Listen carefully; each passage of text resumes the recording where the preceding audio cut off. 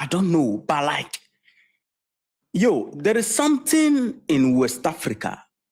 I don't know, but like, there is something in this part of Africa. When you take West Africa and you connect it with the Sahel, this part, there is something here that the West cannot let go of. The West cannot exist without engaging anybody here or being in this space. There is something here. Maybe we ourselves, we don't know. We need to find out. As I'm talking to you, family, European Union just landed in Burkina Faso. I'll tell you the details of the things they've gone to do there. I knew they would go because since last year, 2025, many of you follow the platform. The EU and the US, when you look at how we have been tracking their operation in the Sahel, especially Burkina Faso, many of you who follow the platform, you will discover that anytime we announce that US went to Burkina Faso for dialogue, they went to Burkina Faso with new approach. They have been changing their representative going to Burkina Faso. When they go today, within a space of 1 week, EU follow. After that, they will go back. Before you know, the following month or 2 months, they will go the same way. The US will go, follow by the EU. And one pattern follow their constant visit. There is a pattern that follow their constant visit we are going to talk about. Recently, I mean, a few days ago, the United States just landed in Burkina Faso. I published that here with new approach. They want to approach Burkina Faso newly. They don't want to use the former strategy. Guess what? The EU also came with the same conversation, and we are going to have that conversation. But there is a pattern that I've been following them since last year, which I want you to pay attention to.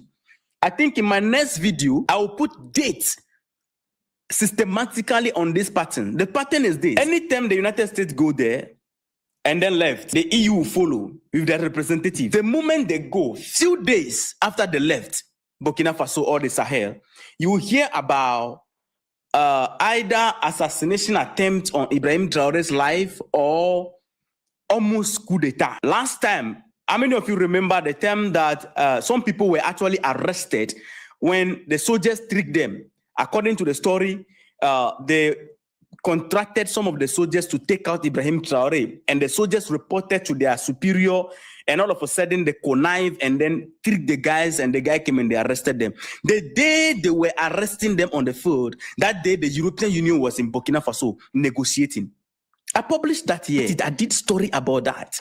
And I showed the pattern even in that video. I remember very well. That has been the pattern of them going there and coming back. Am I saying that they are the one behind? No. I'm just saying that that there's a pattern that follow their constant engagement there. Sometimes they go there, nothing happen actually. After they are left, they are gone. But for few days, then something will happen. That's what I want you to pay attention to right now.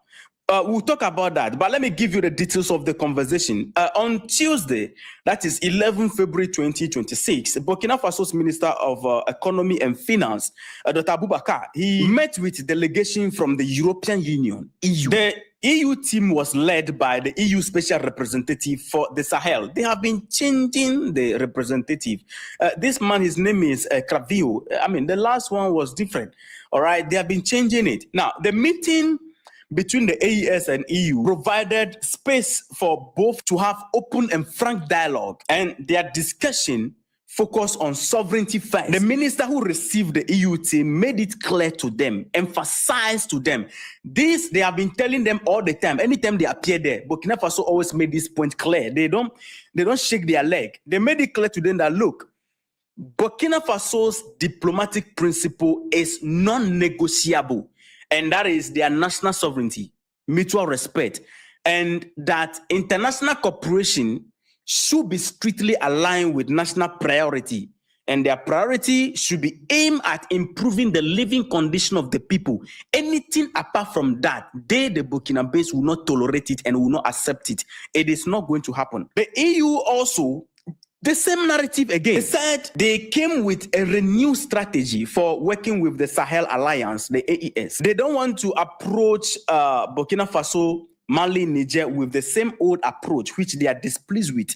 They came with a different approach. And this is not new. Don't be surprised. For all the time they have been going there, this has always been the narrative behind them going there. We came with new approach. Even the United States went there, we came with new approach. So don't be surprised. This is not a new thing to us. And this time a twist happened. They said their new approach right now is going to focus on quality dialogue between European Union and Burkina Faso rather than the former agreement that they had. This time they are going to listen more closely to what the AES countries, Mali, Niger, Burkina Faso, what they themselves define as their priority, and they will align to that. And this time, according to the European Union, they came with stronger alignment with interest and plan for the AES. And according to the EU diplomat, this strategy should or will be able to help intensify cooperation and strengthen relations between the EU and AES again starting 2026. This is according to the EU. I know most of the comment is going to be, hey, don't trust them, hey, don't trust them. Oh, you people should relax. We don't trust them. We don't trust anybody. Calm down.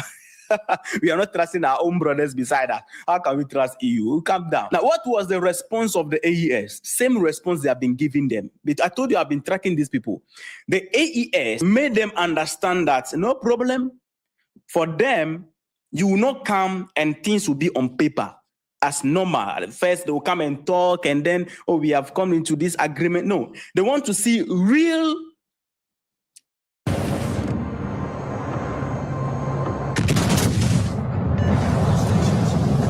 action and physical action on ground that will improve the life of their citizens in Burkina Faso.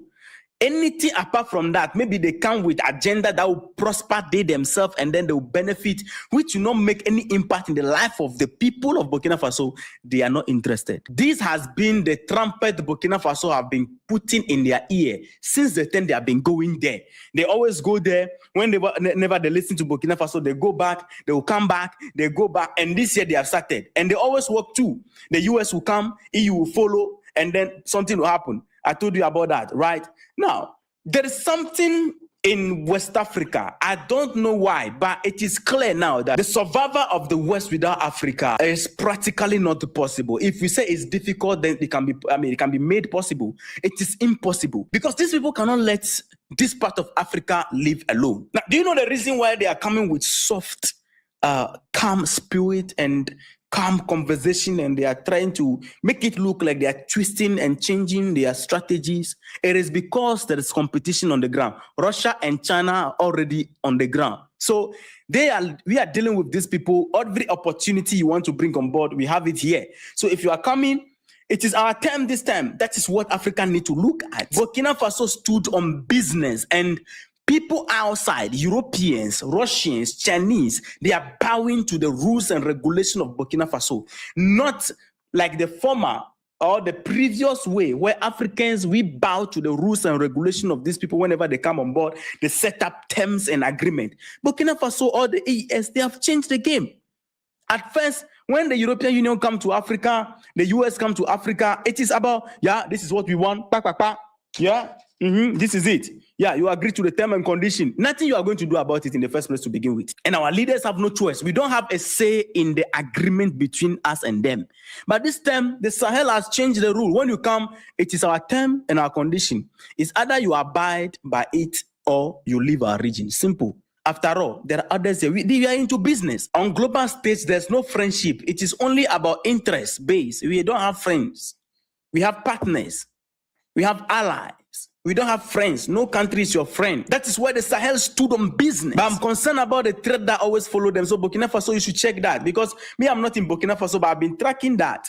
And in my next video, I'm going to put the details and the dates, as I told you.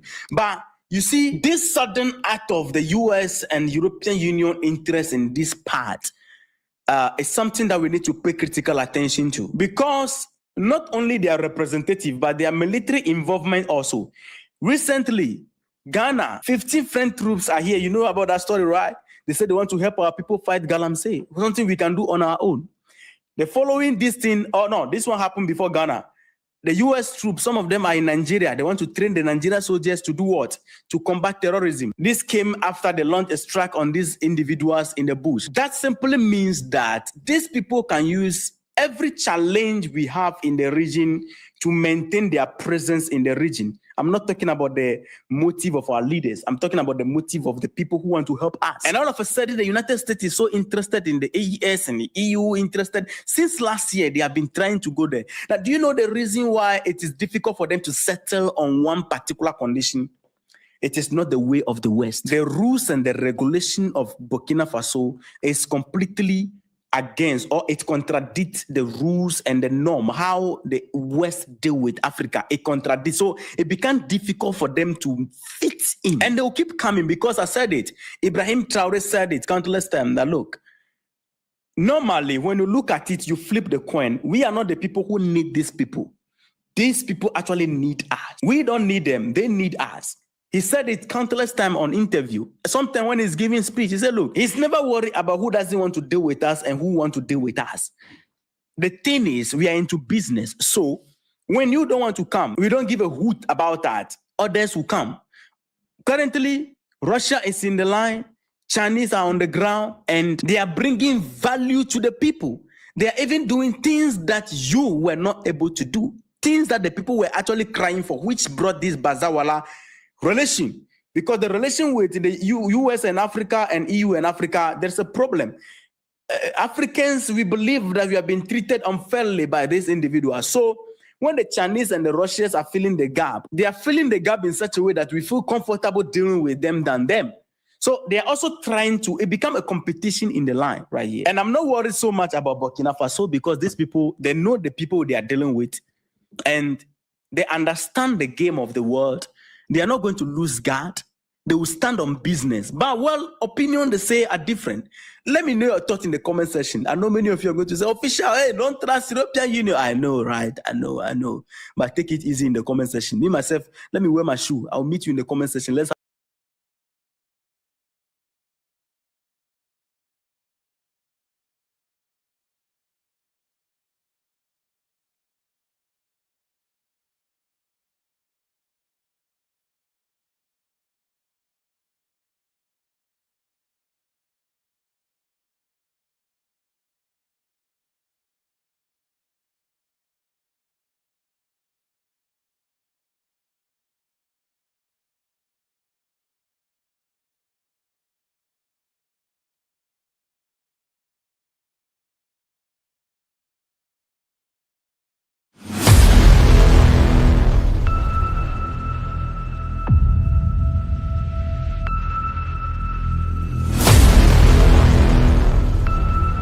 But everyone has a different story to tell. Shell, which says it's losing it. The Tampa market. Starting to rise. Country in Northeast Africa, precisely on the horn of Africa. But the local farmers.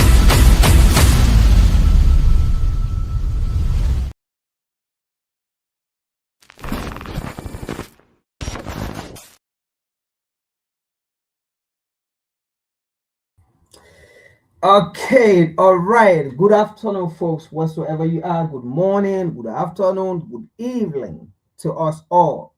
Once again, this is Frank. I am your host.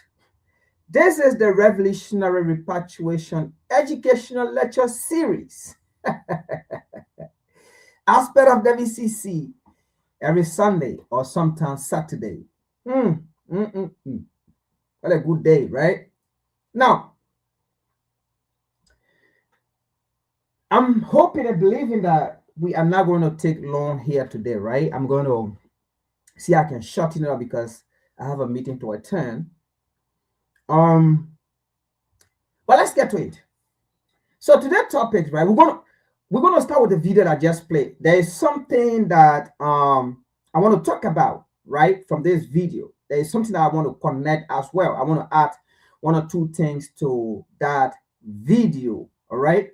But I see. So today's topic, it says 14 French national, all right, with HIV caught raping and sodomizing 14, 15 or underage children in West Africa, Senegal. But again, right, This is WCC. We're gonna get into that, but I don't want to waste my time. But we will get to that. All right.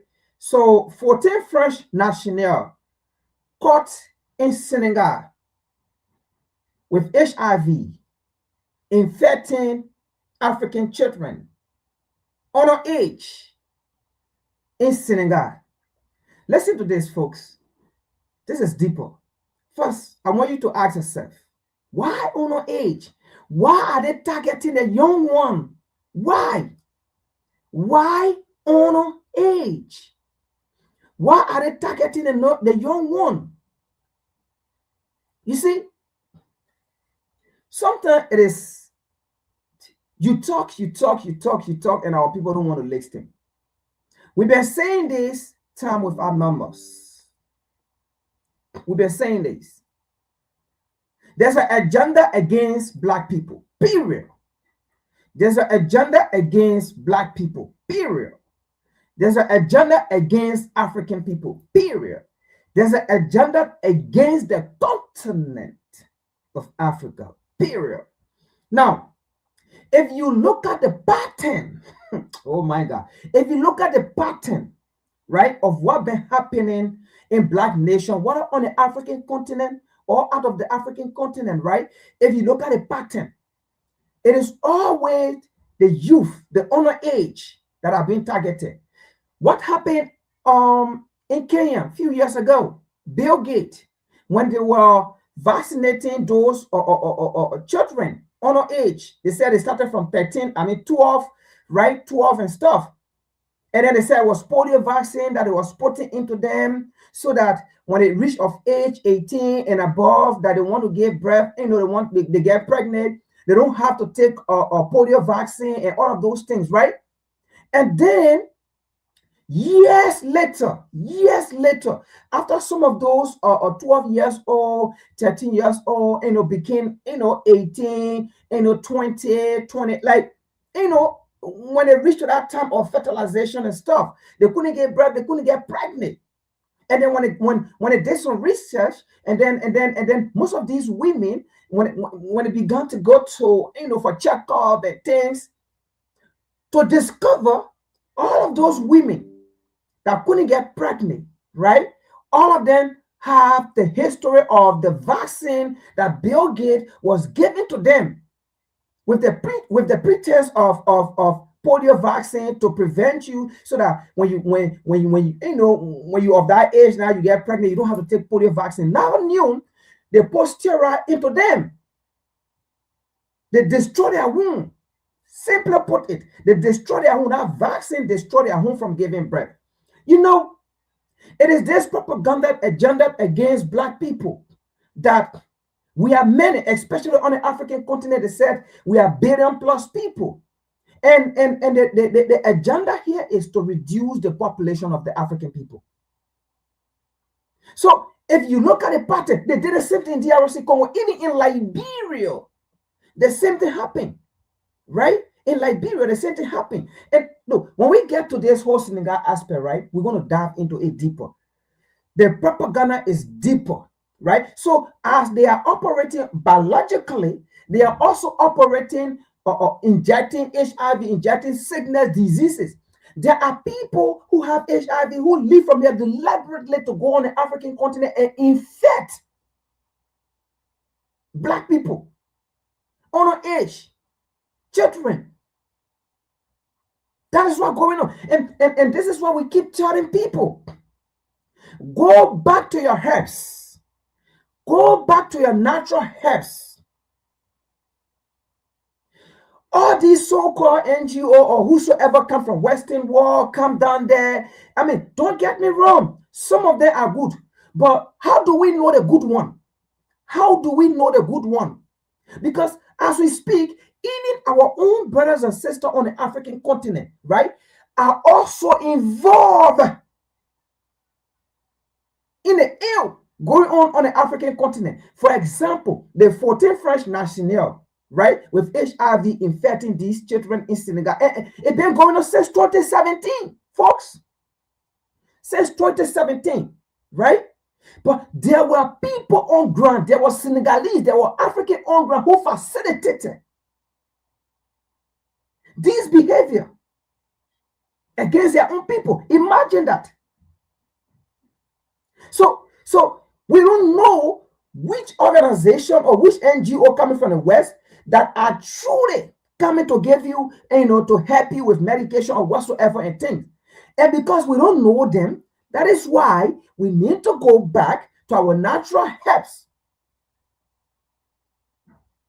These Western vaccines that are coming to Africa, I will tell you, based on research and based on happening, based on history, based on the hate, these vaccines are not safe. These medications are not safe. They are not what they prescribe to you as it is. Now, we're going to come to that. But let's get back to the video we just watched.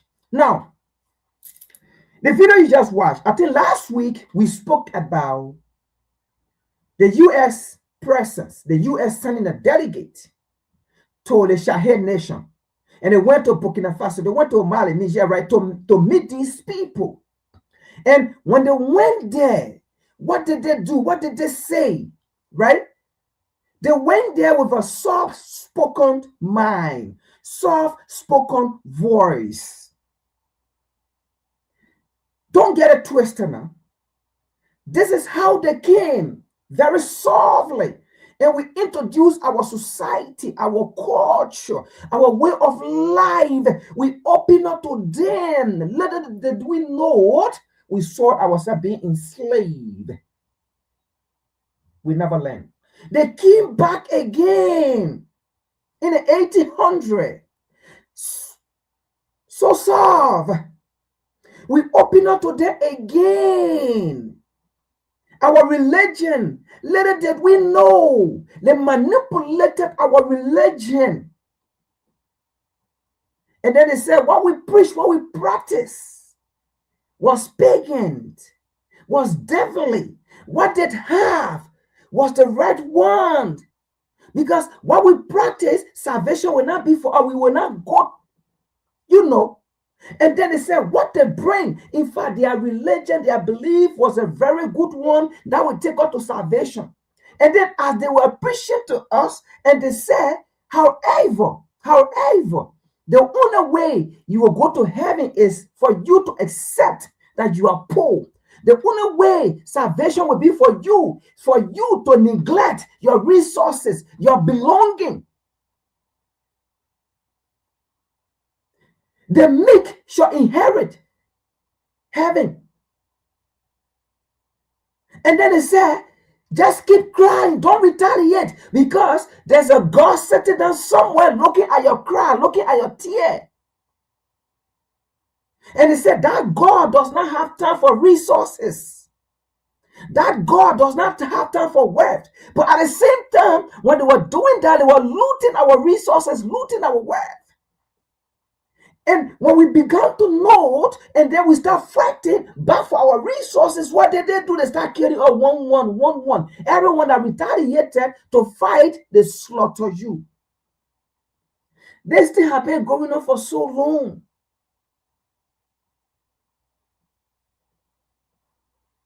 It has been going on for so long. So now we have to understand who we dealing with. We have to understand who coming to us. They came to us, we open up to them, they enslave us. They came to us, we open up to them, they devour Africa. Today, we are fighting the outcome of the division of Africa into bolos and calling them names. We are living with that effect today. Because once I leave Liberia, I go to Ghana, I'm foreigner, but stay in Africa. Meanwhile, in Europe, somebody leave from Poland, they go to England, they are not foreigner, they are still European. With the same passport. From train to train, from buses to buses, and they stay in the same place. But in Africa, no. Before I get to Ghana, I need passport or visa, let's say. Before I get to Africa, I need visa. Before I get to Nigeria, visa. Before I get to Benin, visa. And we are cool and happy with it.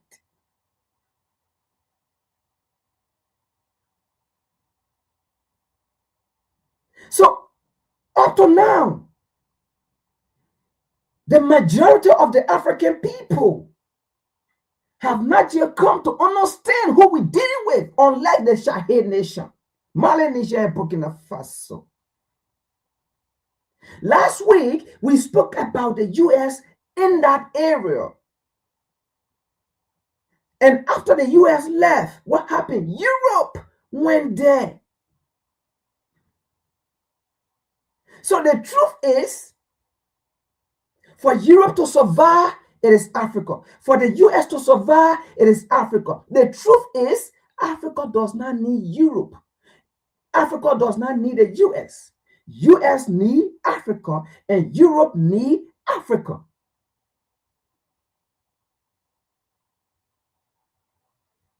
That is why when the other entity leave, the other entity go.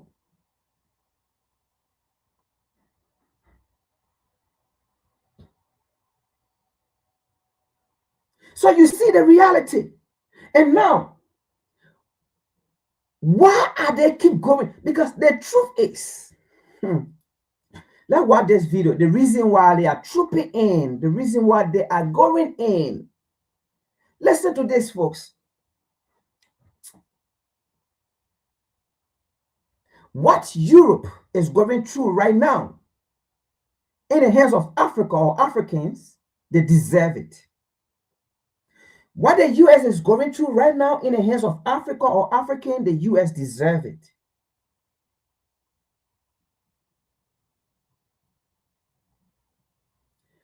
When you have something that is so valuable to you, or something that is so valuable, and you know if you let that thing go, it will affect you, what would you do?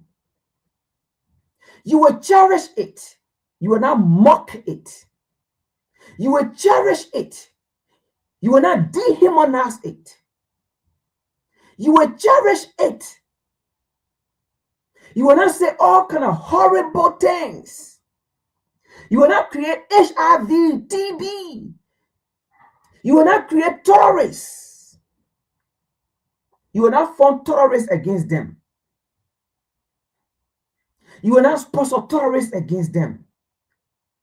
You will work with their leaders, but you will not kill their leaders. They are great leaders. You will work with them. You will not work with dictators. You will hate dictators. But no, Europe and America, they love Africans who are dictator leaders. And then leaders of African or African leaders who are not dictator, but who are democratically educated, who are democratically, practically visionary leaders. Those kind of people, the US does not like them.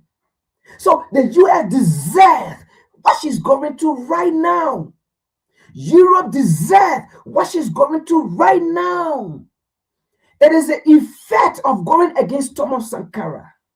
It is the effect of going against Patrick Lumumba. It is the effect of going against Emeka Cabral. It is the effect of going against Kwame Nkrumah. It is the effect of going against Gaddafi. It is the effect. So you deserve it. You see? Yeah. You deserve it.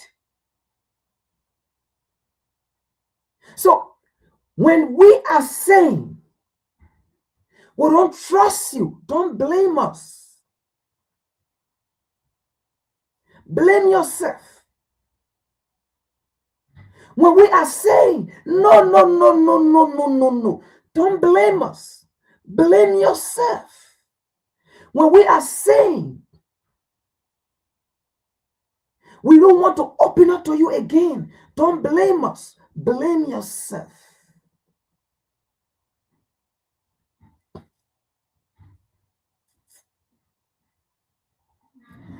Great empires in Africa that are failed today, that are no more existing, it is because of Europe and America. It wasn't African that destroyed those empires, the Sahel Empire, the Malian Empire, Zimbabwe, those places, Timbuktu. I can remember when in Zingale, Ashanti Kingdom, those places were not destroyed by African, but were destroyed by you. So you deserve what you are going through today. You deserve it when African people are saying, are posturing whatsoever you carry on the table. Because everything you told them before, you have said before, were all lies, and you betrayed them. We're talking about from the 1600s, you know how many years? 1400s. You know how many years? To 2026. You know how many generations have come and gone.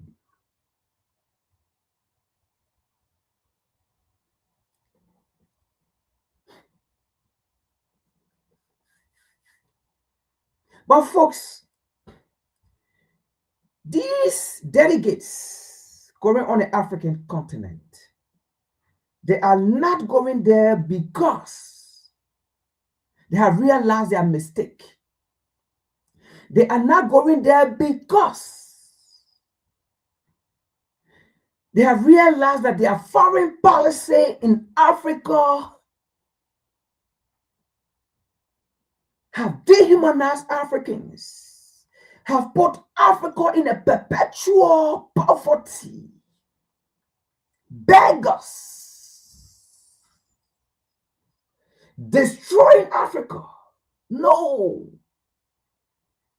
they did not realize that yet. They are coming there with all kind of worries to convince Africans because they realize that their empire are crumbling and is failing. Now, it may not be in 1 year, 2 years, 3 years, 4 years, but they know it. They know that 10, 15, 20 years from now, the empire you will see it no more. Yes, Rome was destroyed, was empire too. So when Rome was destroyed, it did not get destroyed in 1 or 2 days. It took some time. Now, let's see a video here first. I'm not going to play the whole thing. See here. Listen to this.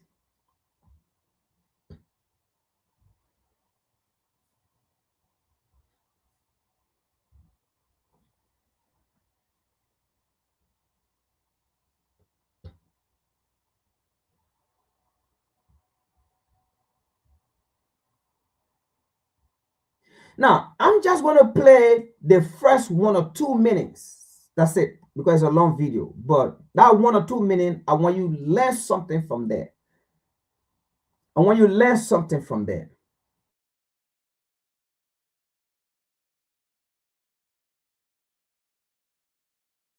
And pronounced within the United States, because empires are always fragile in this sense that they depend on the control of foreign labor, foreign resources. We have 17 years of warfare now in the Middle East, feudal, endless.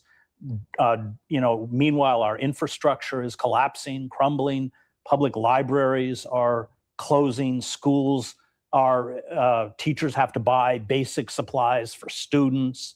And now we have this insane idea that we're going to train teachers in public schools to carry concealed weapons. I mean, these are all examples of a society that is completely unmoored.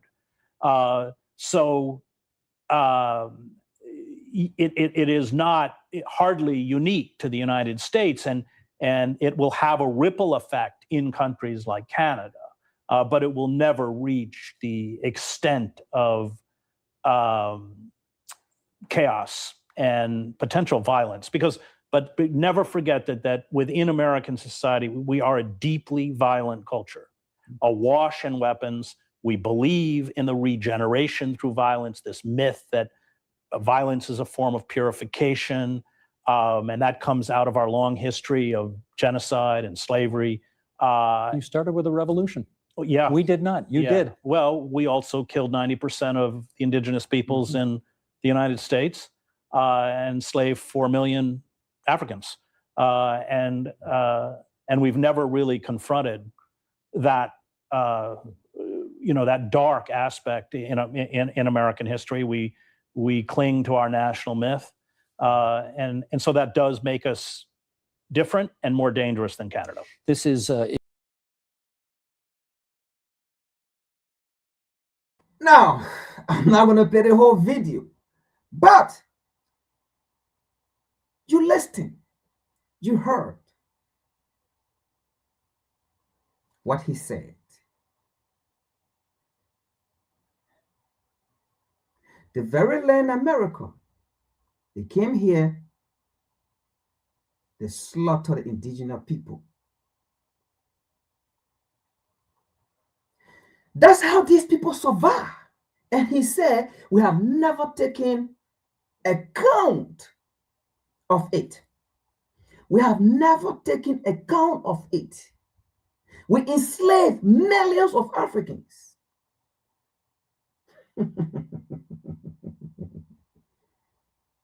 And what did he say? That is the culture of the West. Violent. You heard it. It is the culture of the West, violence.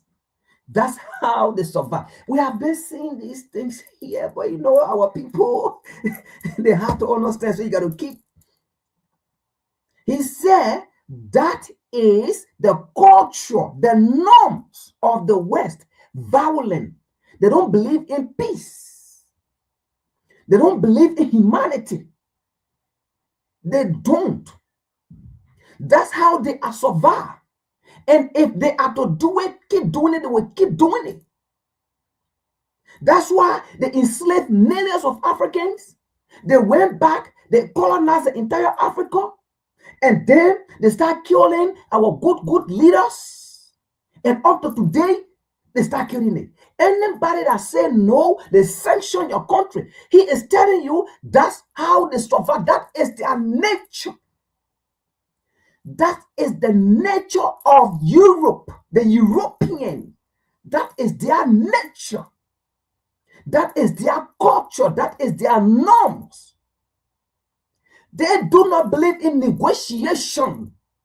He's trying to tell you the lies. There are people that you cannot believe. He said they're full of trouble. They destroy. You heard what he said.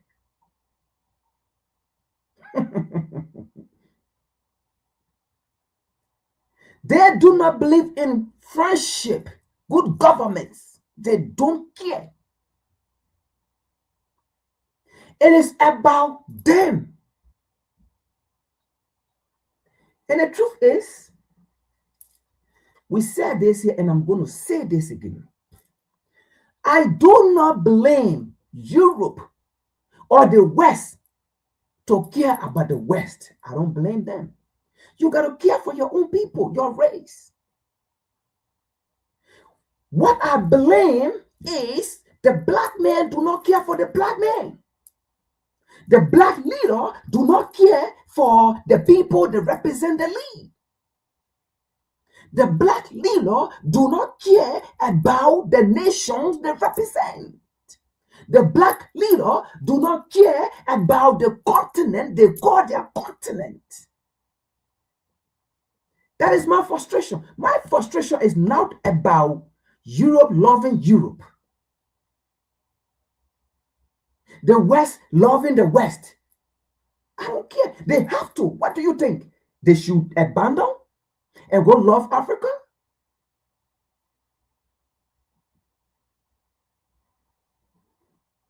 You expect the Chinese to abandon Asia to go love Africa? You expect the Indian to abandon India to go love Africa?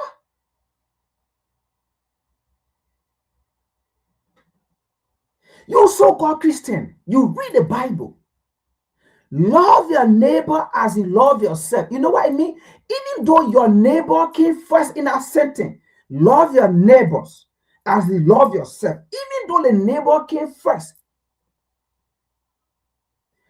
But what is underlying in that sentence is, before you love anyone,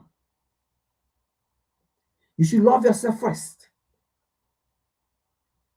If you don't love yourself, don't love no one. And when they say love yourself, it means your race. It is not talking about typically like yourself, like me. No. It is saying your race. And every race in the world understand that. Every race in the world understand that. It is only the black men who always want to take university. But the rest of the race, they don't think university. The Chinese do not. Before the Chinese think outside of China, they make sure China is well good. Europe is well good. The West good. Look, that is why it is only the black men who always want to run from his place to other people's places. Most especially, it is the black men who always want to run from his place to other people's places. But the truth is, the black man is the most richest race on the face of the planet that have the blessed continent on the face of the planet. That the rest of the 7 continents and the rest of the other races want to go to exploit. If possible, if it could be, if there is a way that it can be, they will leave and go to live on the African continent. Oh yes, if they came and they destroy the native, the black folks that live here, destroy them and they settle. They try to do it in South Africa. That's why 1994, when Nelson Mandela became, 94, when Nelson Mandela became president, what happened? HIV started in South Africa. They start injecting HIV into the people. Because at that time, they said HIV was the most, what they call things that would just destroy your thing. It started from there. HIV. They start putting it in black people. Why they ain't going to work? And then when they start doing tests, black people just affected. HIV in black people community. Now the white people community. And then before we know, it starts spreading now. They start taking it to Zambia, Zimbabwe. They start taking it in those regions. Biological warfare. We Africans, we don't know our enemies, but the rest of the people know their enemies. And the rest of the people, they don't think universally. Because they believe in a theory. Before you love anybody, love yourself first. Before you do things for anybody, make sure you are aware of.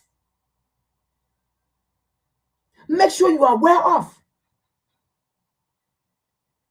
Before you help anybody, make sure you are aware help. Before you help anybody to stand up, make sure your strength, that's just what I mean. And because we don't love ourselves, we pretend to love other people, we can't be blessed. And we can't go nowhere. Because we destroy each other.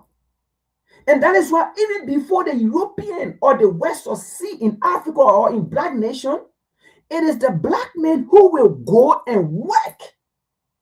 That is the hate. We don't love ourselves. And then after that, we leave from there, we complain. Africa can never go nowhere. We are this, Africa. No, we are the cause now.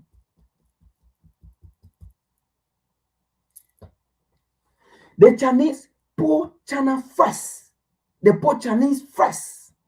Everywhere you go, businesses that you see, that Chinese, you will see there. Everywhere you go, businesses you see India, that India, you will see there.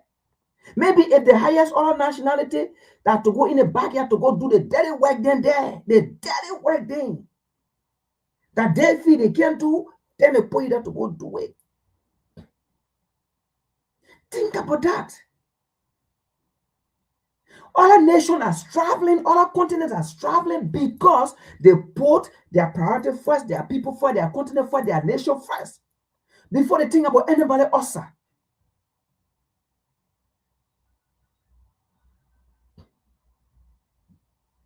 So you see what this professor, he's a professor, by the way, he's an economist. He wrote books. I don't want to go, like I end the video, but in his book, as he was explaining, he said a lot of things. But that's not my business. But I just brought this so that you can see the reason why the West are going back to the African continent. Because the Africa have always been a savior, and we will always be the savior. But again, how long are we continuing to be the savior of people, and then we can't save ourselves? And then at the end, we save other people, then they come out and mock at us. Then they say we are cursed. How can we be cursed, but we are the blessing? And then they are still coming to us to save them. And then we want to have that mentality, that belief mentality that we are cursed. Is this something we are missing? The same people say we are poor, the poorest continent, the poorest this, the poorest that, the poorest, but yet they stay. These people can leave us. Are we missing something? Yes, we are missing something because we hate each other. How many African leaders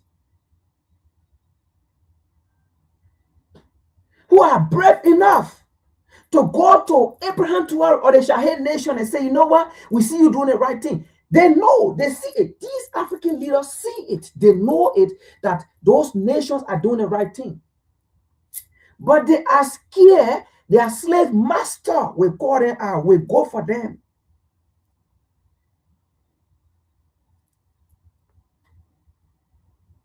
But the truth is, we are not worrying about this going to Mali, Niger, and Burkina Faso.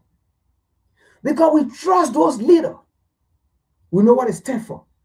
We will not worry when they go to Nigeria because we know nothing good will come from there. They will succeed. Because Tinubu is a puppet. He's a slave president. We know when they go to Liberia, another puppet. They go to Sierra Leone, another puppet, they will succeed. Ghana, I don't think for now, I don't think John Mahama will fall for that. We are following his leadership. We see what he's doing. But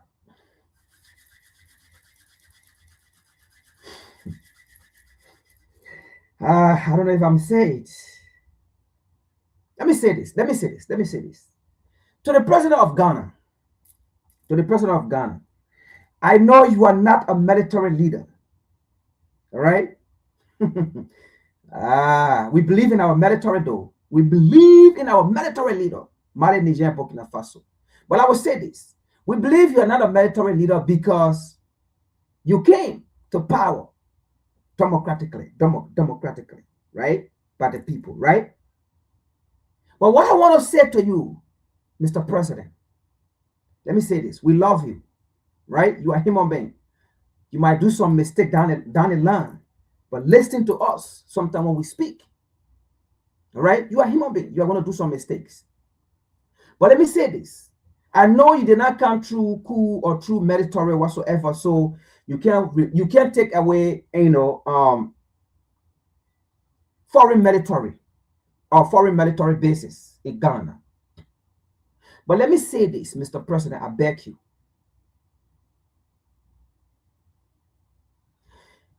If you will still be in power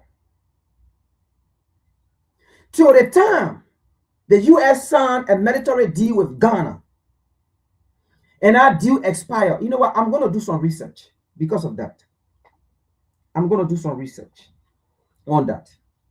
But let me say this. If you will still be in power till that military deal expire, don't renew it. Don't renew it. If the deal expire, do not renew it. And it is not only the U.S. Any military base in Ghana, if the deal expire, the tenure expire, do not renew it.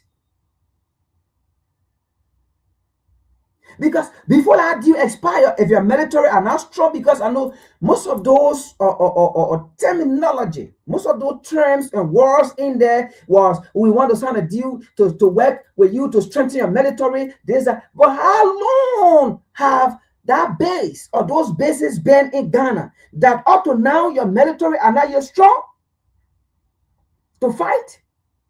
Oh no, man. Up to now your military are not yet trained to fight? No, come on now. There should be. So when the U.S. term is expired, please send them home. And the Canadian term is expired, please send them home.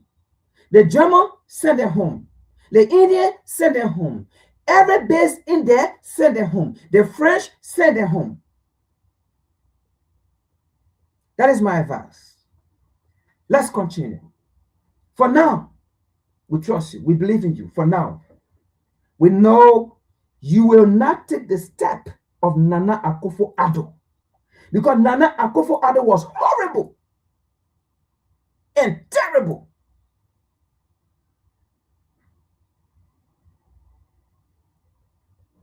Let's continue. Now, the truth is, folks, let me say this. We said it last week, and I will say this again. We are not saying if the U.S. want to negotiate with Burkina Faso, Mali, and Niger, we are not saying we should say no. That's not what we say. But what we are saying here is,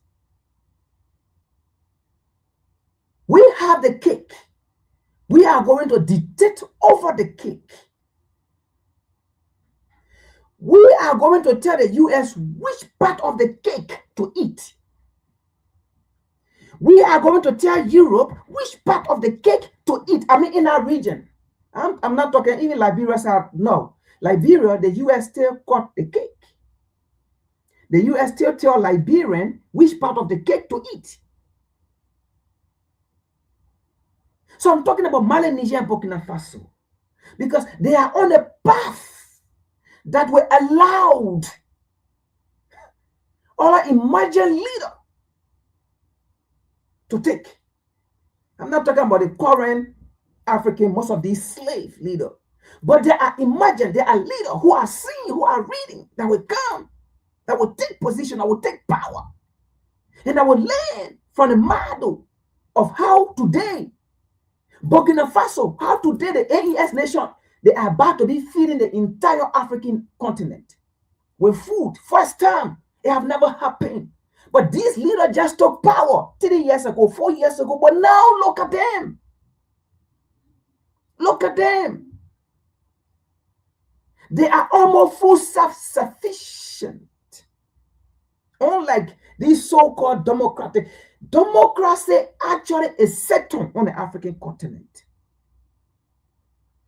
Democracy is actually settled on the African continent.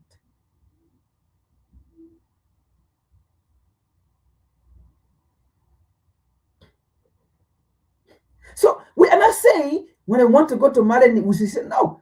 let them go, and then we give them options. Let them go, we give them options. We're not hating nobody.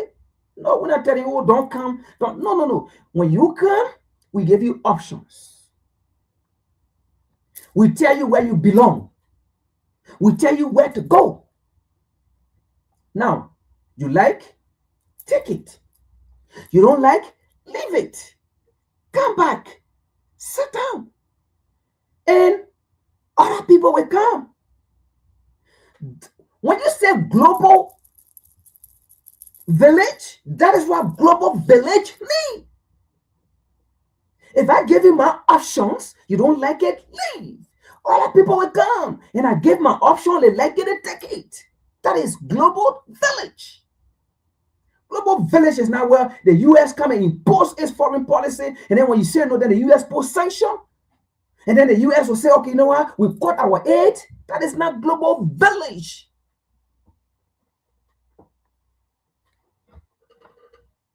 So the truth is, we don't really care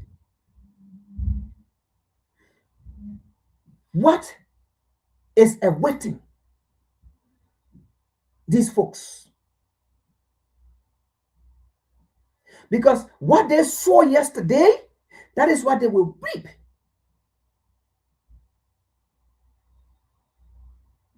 So we don't really care. We are just watching the process, how it goes. Because this is Africa time now. This is Africa time to dictate, to cut the cake. The United States was brave.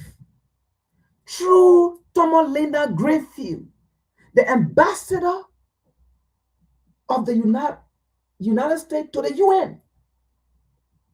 The United States spoke through Linda Thomas Greenfield that if Africa have a superpower on the United Nations, the United Nations will become dysfunctional. Folks,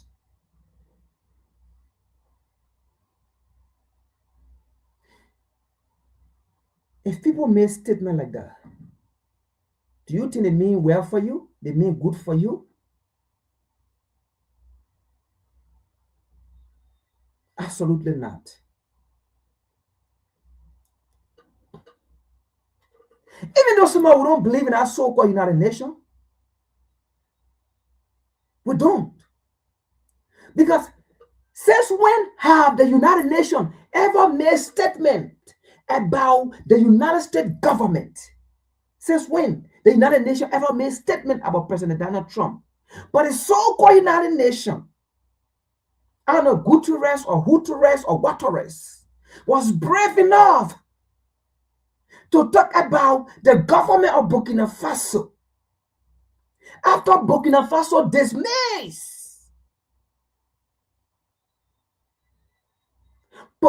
how to call it, political parties. And he said, these political parties are the issues of the African continent. Because if a leader is in power that is not in line to be puppet to the West, if a leader is in power that want to uphold the constitutional right of the people, the nation, the interest of the people, the US and Europe will go and sponsor opposition to go against the leader that had the interest and the vision of the nation. A leader that put its interest over the US foreign policy. The US will sponsor the opposition with propaganda and remove that leader through opposition political party. Abraham Traore went ahead and dismissed them. And when he did that, United Nations came to criticize Abraham Traore. Who gave you the guts to do that? Have you spoken about Trump? Have you spoken about the US? What makes you think what is going on in the US is better or is good? And what is going on in those nations, it is bad. What makes you think so? Who gave you the audacity?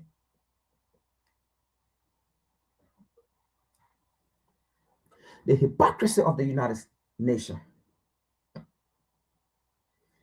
And the truth is,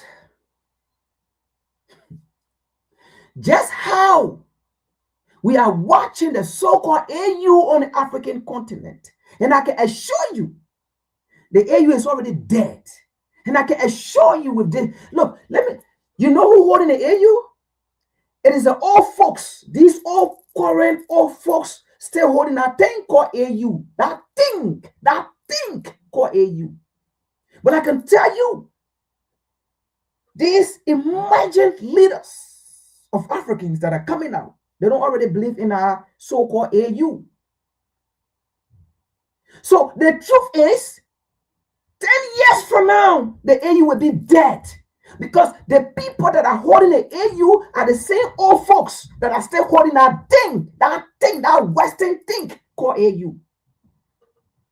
But the reality is, the new generation of Africans that are coming out to become the emerging leader, they don't believe in that AU no more. So that AU is dead. So 10 years from now, or 10 years from now, that AU will be dead. It will just be a name. Maybe we might be coming out with different entity to represent, because the AU does not represent the African continent. They represent Europe and America interests, because they are funded by Europe and America, just like ECWA. The same old folks still holding on to ECWA. But all of those entities, they are all dead. 10 years from now, they are all dead. Because the emerging leader will care less about AU or ECWA. Because if these emerging leaders are coming out and looking at Mali, Niger, Burkina Faso, what would they want to do with AU? What would they want to do with ECWA? The old folks are holding on to those things. That's why you stay hearing it around, but they are dead. You know what? Let me play a video here from a young man in AU. In AU. So when we sit here, we know what is coming, and we have already studied, and we have the calculation in our head. So it is the same way that United Nations it's going to be dead. It's going to be dead the moment Africa sit rightfully. That United Nations will be dead.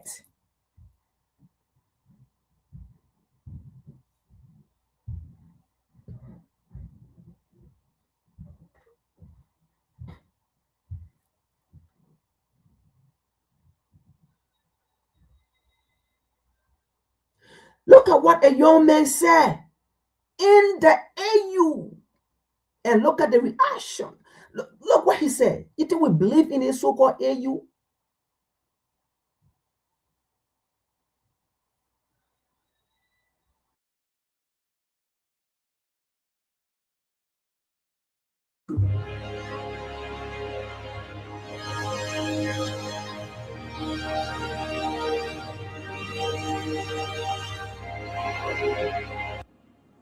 On the 4th of September in the year 1797, a significant coup d'etat occurred within the French Republic, led by the military commander François Rapim.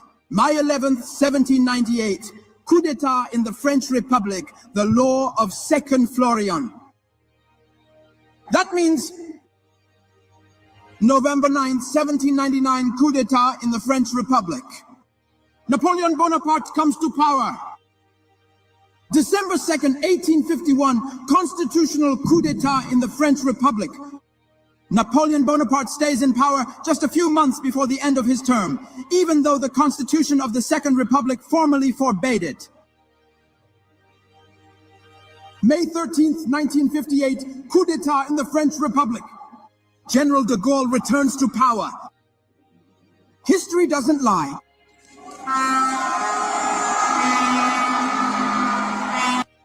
History doesn't lie unless we let liars tell it. Even before Burkina Faso accepted independence, the French Republic had already experienced 6 coups d'etat. If you're over 30 without life insurance, have you heard about this new type that pays you while you're still alive?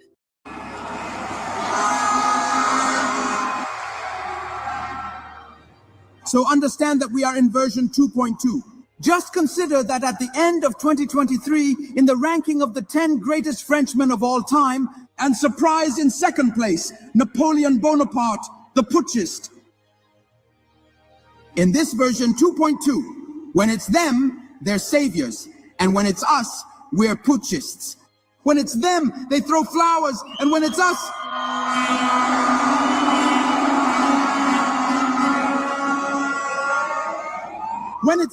they impose sanctions. When it's them, it's the red carpet, the greatest man of all time. And when it's us, they get furious, and like chameleons, they change their colors. When it's them, democracy means letting the people choose. And finally, when it's us that the people choose, they say the people chose wrong.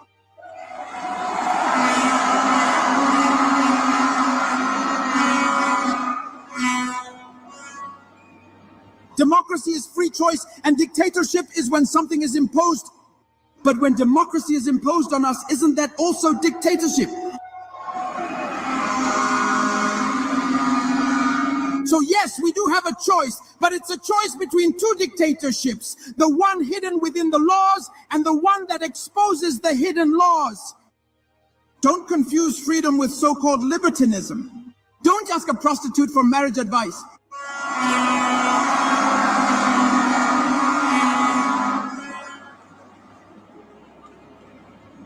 They have double standards, malice and scheming. We can't choose between the two. They make our own scales for us. They practice the politics of the sorcerer, frightened to capture the soul.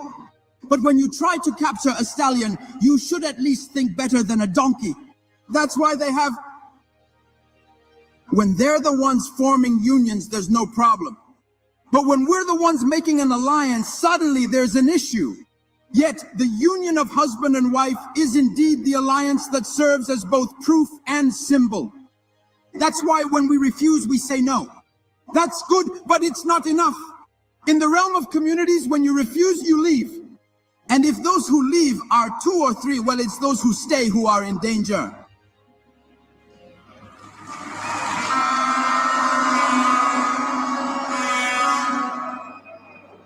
They are happy and we are content.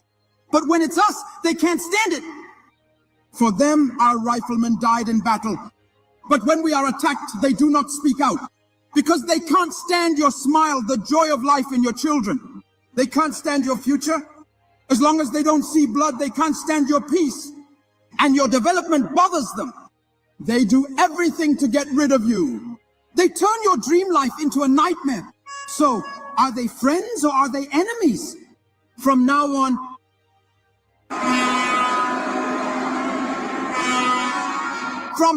when facing enemies, we keep our hands firm. But you also need to look among your enemies for those who train them. That's why, from now on, we are determined to continue the struggle we are leading, to choose our own destiny. Because if you risk finding them, by finding them, you are taking a risk. And so you risk succeeding. By freeing this country from the colonial legacy, you also risk succeeding against the predictions of the pessimists. You risk building a proud and free Burkina. You risk finishing the job.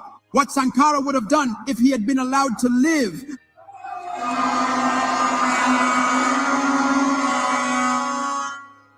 In the end, we are here to make a choice. And I choose to take the risk. For the homeland, the family, the nation, and the struggle. I choose to take the risk. And make no mistake, we are a free people. But do not confuse freedom with so-called libertinism. Don't ask a prostitute for marriage advice. We are the alliance, the proof, and the emblem of what they call union. Thank you.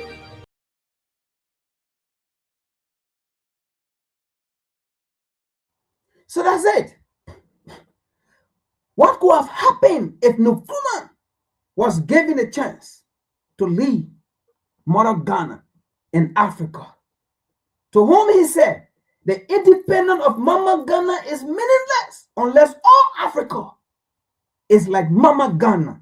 What could have happened if Nkrumah was given a chance? What could have happened if US, Europe was going to work with Nkrumah? What could have happened if Patrick Lumumba was not going to be killed by the CIA? What would have happened if the US was going to work with Patrick Lumumba? What would have happened if Europe was going to work, if Belgium was going to work with Patrick Lumumba? What could have happened? What could have happened if France was going to work with Thomas Sankara? If US was going to work with Thomas Sankara, what could have happened? You know, I listened to a CIA file, a CIA video interview, and the CIA agent sat down there and run his thing mouth and said, the reason why they wanted Thomas Sankara out, CIA, a video that I watched, a CIA, the reason why they wanted Thomas Sankara out, the reason why they wanted Thomas Sankara dead was because Thomas Sankara was aggressive.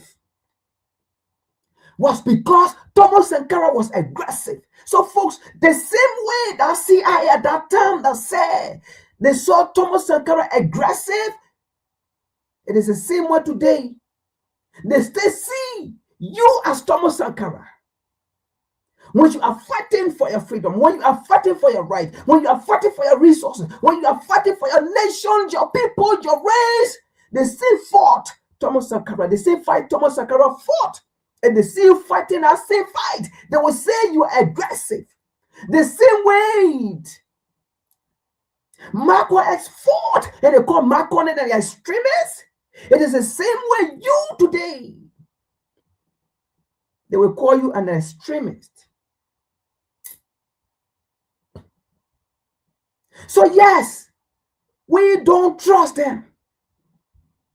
What could have happened if Amilcar Cabral, Guinea-Bissau, was not killed by the CIA? What could have happened to Africa? What could have happened to Guinea-Bissau?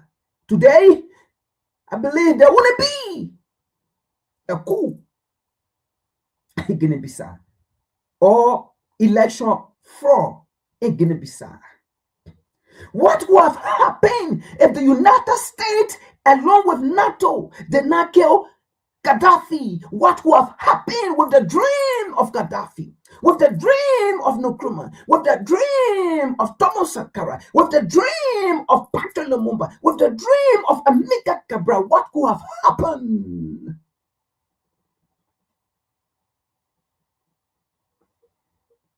And then today, the US want to come to us, to Africa, to tell Africa we need to change the table. We need to renegotiate. Renegotiate what? You can only renegotiate what worked in the past for us. And maybe they not work for you. And then you can come back and say, listen, we brought this on the table.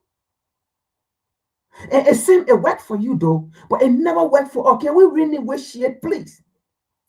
But what is there to renegotiate? There is nothing to renegotiate. What is there to renegotiate is to remind us of who you are. What is there to renegotiate is to examine of who you are. What is there to renegotiate is to remind you of what you did to Nkrumah. What is there to renegotiate is to remind you of what you did to Gaddafi in recent time. What is there to renegotiate on the table is to say, wait a minute. What did he do in DRC Congo? What is there to renegotiate?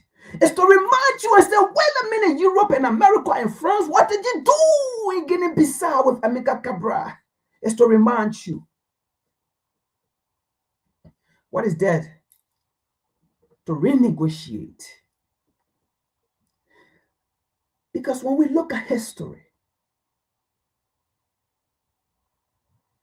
we have been renegotiating with the US over and over, changing policy, doing this. It have never worked.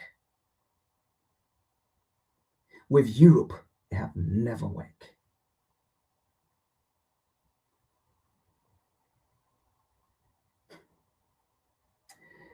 Let's continue. You know what? Hold on. Let me show you something. You so-called Africans who don't understand the game. You know, you will talk about Singapore. Oh, look at Singapore. Oh, look at this. Oh, look at this.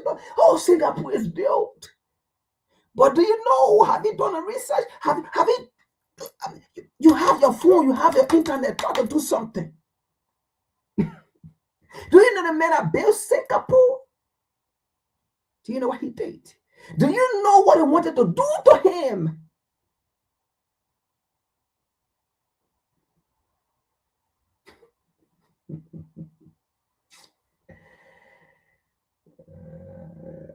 Let's see something here. Let's see something. We don't want to talk because we want to talk, all right? See something. The man you see there. The man you see there. You know that man name? It is the man that built Singapore. He is, or he was the man that built Singapore that you see today. Do you know?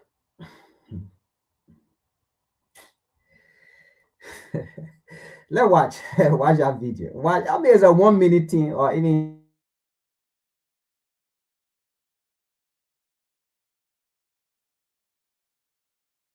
With you here. Why not, Mr. Prime Minister? Why do you think America? Well, then I put it this way. I think there are highly intelligent, well-meaning often people, and some of their leaders, like Kennedy, the late president, had signs of growing greatness, depth. But, you know, by and large, the administration lacks depth and judgment or wisdom, which comes out of an accumulation of knowledge of human beings and human situations over a long period of time. That's lacking. And it's not their fault. What have they got? 300-400 years of history, and they've become a nation just recently. You know, I'll tell you this. I've had 3 experiences, and they did not intend any harm in each one of them. But the tragedy was they did real harm. First, this is old stuff now. We caught an American CIA agent trying to subvert our intelligence special branch officer. Bribe him so that the special branch officer will feed the CIA, because the CIA wants to know what's happening. I mean, subverting a Singapore officer. The man might have succeeded, but I'm proud to say that the officer offered large sum of money and continuing sums of money. This was in 1960. Refused and reported the matter to his chief, who reported it to me. Man was caught, locked up, and it was on razor's edge whether we charged him in open court or not. No, let me explain this. And I told the American government, all right, we keep quiet, you take this man away. $100 million to the Singapore government for economic development. I didn't tell, you know, I never spoke to the Americans direct because, you know, they lack the finesse and, you know, they may say, yes, hey, give it to you. Why not? Why to the Singapore government just give to you, to me, which would have ruined me. But through an intermediary, they offered me and my party $10 million. I mean, the insult, you know. I told them, keep it. I want to be quite frank with you here. Why not, Mr. Prime Minister? Why do you think America? Well, then I put it this way. I think there are highly... I'll take that. All right. So the man you heard speaking, he's called Lee Kuan Yew. All right. That's the, when you see Singapore like that today, that was the man. And listen to what he said. And this is what we've been saying. All foreign troops need to leave Africa. I'm telling you. And the purpose of the CIA, that's what the CIA was funded for. If an entity was funded for destruction, that's what that entity would be for. It will never change. It will never change. That's why it will be for. Their method might change. Their application might change, all right? Because of time period, because of how time have evolved, they will change their method that they used 60 years ago or around in 1960 or in that time. They will change because time have evolved, technology and knowledge and whatsoever and things. But that doesn't mean that entity is not still for destruction. That entity was formed for destruction, and it is still for destruction. But their method of destruction will change from how it was applied then. But it is still an entity for destruction. Look what he said. The CIA was set there to spy on them, to gather data, meaning about Singapore, how they were moving, how they were developing. Is that the same thing happening in Burkina Faso? Well, even US, France, Europe, they are surprised. This is a man, Burkina Faso, Mali, Niger. These are people who have refused IMF. IMF have gone there, gave them, and said, we back you. Can you imagine? IMF backing. These people said no.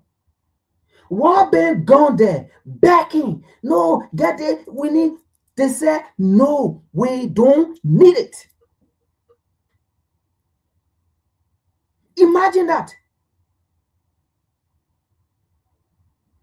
As they have been alleged, they send Nigerian Air Force to go there so that that Air Force have some data thing in it in Burkina Faso that Abraham Traore said. And then the French or whatsoever, they were sitting down somewhere monitoring it to gather data. But as sophisticated Burkina Faso was, they noticed and they brought that plane down. And they found equipment in there, link it to foreign national or whatsoever, the colonial master and things. They are colonial master. And then you having foreign bases in your country?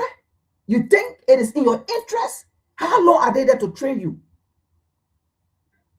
When Boko Haram can't leave, terrorists can't leave. In fact, they don't want funding the terrorists. They don't want passing the information to the terrorists and things. But look at what Lee Kuan Yew said. The CIA was there to manipulate, to get information and things because they saw how Singapore, this man was laying the foundation of Singapore. They saw this man vision of Singapore. They said, no, we got to bring this man down. They sent the CIA there. Unfortunately for the CIA got caught. What then happened? The man said, before we can release these people, 1%, 100 million. The man not say 1 million or 2 million or 3 million. 100 million. Now, you imagine how many million come from 100 for each person.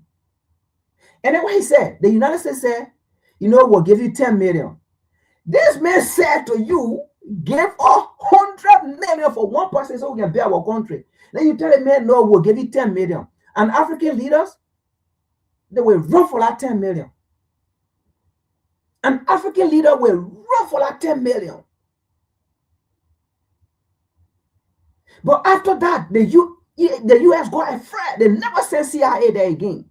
They never sent nobody because these people were dealing with some kind of a level of sophisticated equipment or machine or whatsoever. They never sent CIA there. Today, look at Singapore.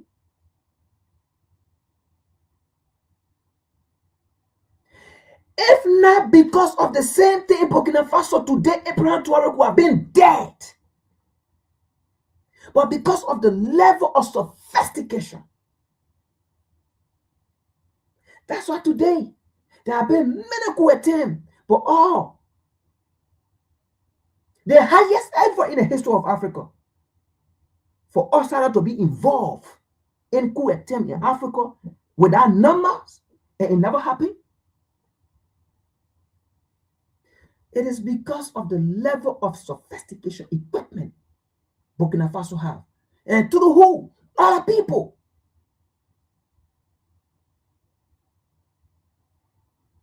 So, do you see? what we are saying here. Look, Africa, we have no friends. We have no nation in this world have friends. What you have is interest. If someone have your interest and they want to see you progress, you also have that person interest and you want to see that person progress. Other than that, it's zero. No friendship. Nobody should lie to you say we live in a global society. Don't get it twisted. There is no global society. No one should lie to you say we live in a global village. That's lie. There's no global village. It's fallacy. It doesn't exist. And the truth is it will never exist. Because the mind of man is evil. The mind of man is evil. It don't exist and it will never exist. We live in a global society. Who will want to kill Kwame Nkrumah? Who in this world will want to get Kwame Nkrumah out of power? Who in this world will want to get Thomas Sankara out of power? Who in this world will want to get Patrick Lumumba out of power? Who in this world will want to get Muammar Gaddafi out of power if we live in global society, in global village? Those who have knowledge of Africa, those people were Messiah of Africa. Those people were gods of Africa. People came and killed your Messiah. People came and killed your God. And then the same people come by and then they said they want to serve as Messiah for you. And you agree? Something wrong with you? They crucify your gods. They crucify your messiahs.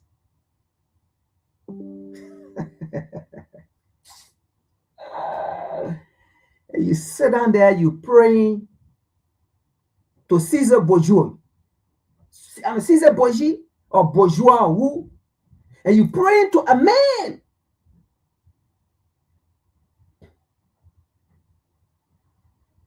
A man picture all around Caesar Borgia. You say now you pray to a white man. But this same man can't kill your Messiah and your gods. And then come say, are your God, are your Messiah. Then you pray. Yes, Caesar Borgia, forgive us, for talking against you because you killed Thomas Sankara. Forgive us for talking against you because you killed Patrick Lumumba. You killed Amilcar Cabral. Forgive us for talking against you because you killed Muammar Gaddafi. Stupidity. Craziness. Let's continue here. Let's see another video here.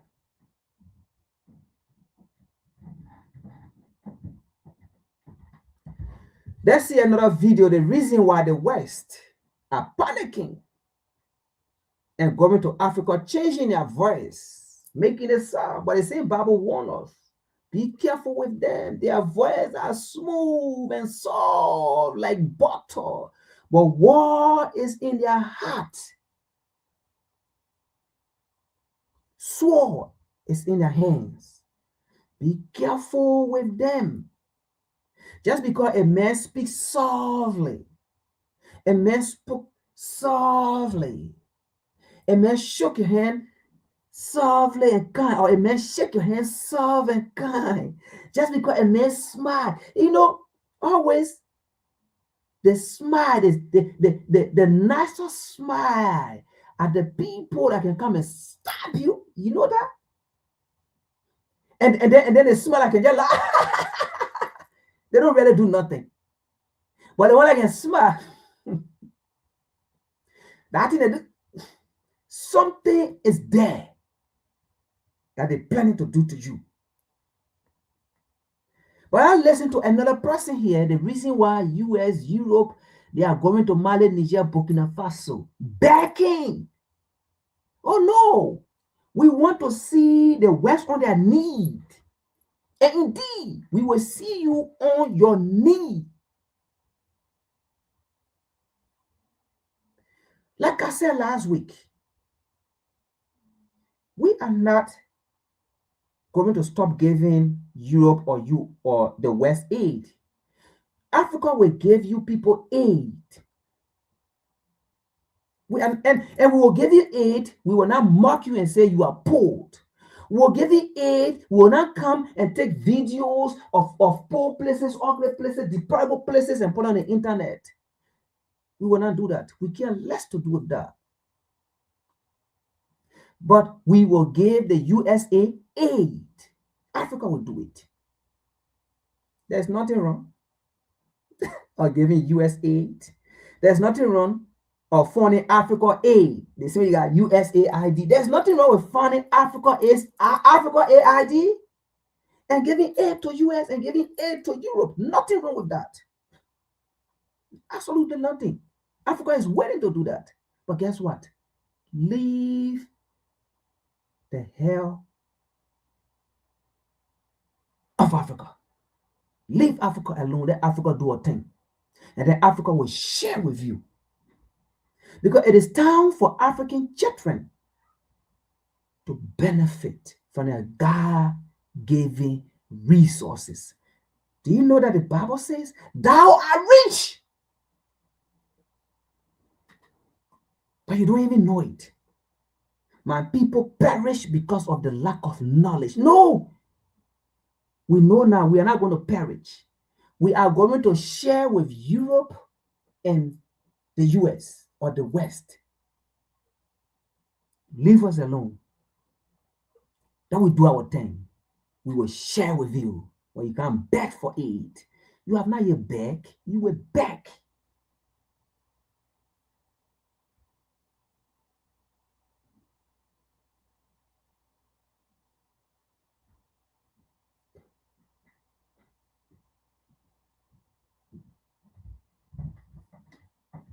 For love and support, I appreciate you all. What a day.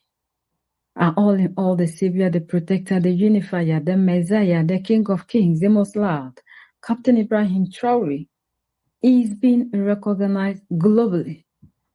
People are seeing the good things that he's doing. He is rewriting history.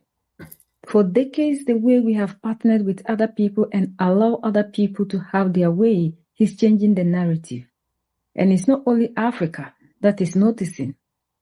People outside of the black skin are seeing what this all in all is doing. According to this Frenchman, Captain Ibrahim Traore has brought a different dimension into African politics, changing the narrative, moving with the revolutionary power. And that Captain Ibrahim Traore is doing everything possible to set the rules. And with the rules, it's either you join or you move out.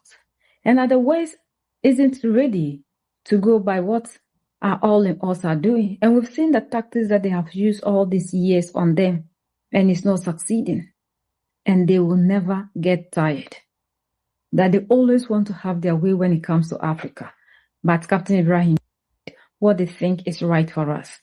Ibrahim Traore no longer plays the role of military leader. He now targets the economic order. This is not a nuance. It is a qualitative transformation of the conflict between Africa and the West. Traore accelerates the renegotiation of mining contracts in Burkina Faso, increases the state's share in gold mines and strategic resources, and uses explicitly anti-French language focused on economic colonialism and Pan-African sovereignty. Official statements speak of economic reform, but behind the scenes, tough negotiations with Western companies are underway. And if this model is imitated in Mali, Niger, Guinea, the Africa-Western economic order wavers in succession. This analysis will show you why this maneuver is much bigger than it seems. Firstly, Traoré is doing something for the first time.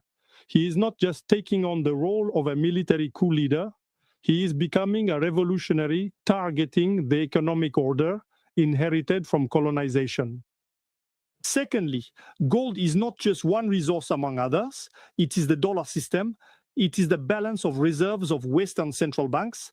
These are corporate interests that generate billions in profits. Thirdly, the alliance of the Sahel states creates coordination that protects its maneuvers. If Mali, Niger, and Burkina move together, the West cannot respond effectively. And fourthly, Western media use the label military junta to make Traoré's economic maneuvers invisible, thus avoiding creating the sympathy that a new Lumumba would generate. Let's start with what Traoré is concretely doing. Burkina Faso is speeding up the revision of mining contracts signed decades ago, contracts that give the Burkinabe state a minimal share of the revenues, often 10% or less, while foreign companies take 90% of the profits from gold exploitation. Traoré now says no, we want to increase the state's share. We want to renegotiate. And if the companies refuse, we have other options: nationalizations, expulsion, replacement with partners who accept the new conditions. Russia, China, Turkey are ready to accept conditions that Western companies refuse. So Traoré has leverage, he is not isolated, he has alternatives, and Western companies know it. And the language used is revolutionary, not technocratic. Economic colonialism, these words are deliberately chosen because they resonate with African populations who... Not only Burkinabe or Sahelian. It is a call that crosses borders. And Traoré thus builds a legitimacy that goes beyond Burkina Faso, positioning himself as the leader who dares to say what many think, but dare not express. Our resources belong to us. We will no longer be exploited. Sovereignty begins with economic control. And now, the historical dimension. This pattern is not new. Patrice Lumumba did it in Congo in 1960. Targeting Belgian control of mining resources. Assassinated 6 months after his election. Thomas Sankara did it in Burkina Faso itself in 1983, nationalizing resources and reducing dependence on French companies. Assassinated in 1987. Muammar Gaddafi did it in Libya, nationalizing oil. Killed in 2011. The pattern is clear.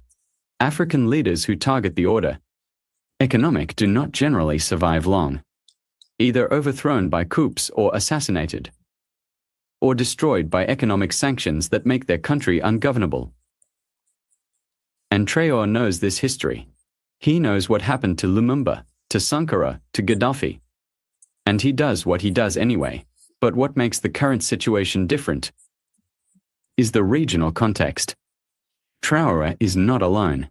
The alliance of Sahel states, Mali, Niger, Burkina Faso now form a coordinated bloc that has left ECOWAS and can coordinate not only military policies, but also economic policies.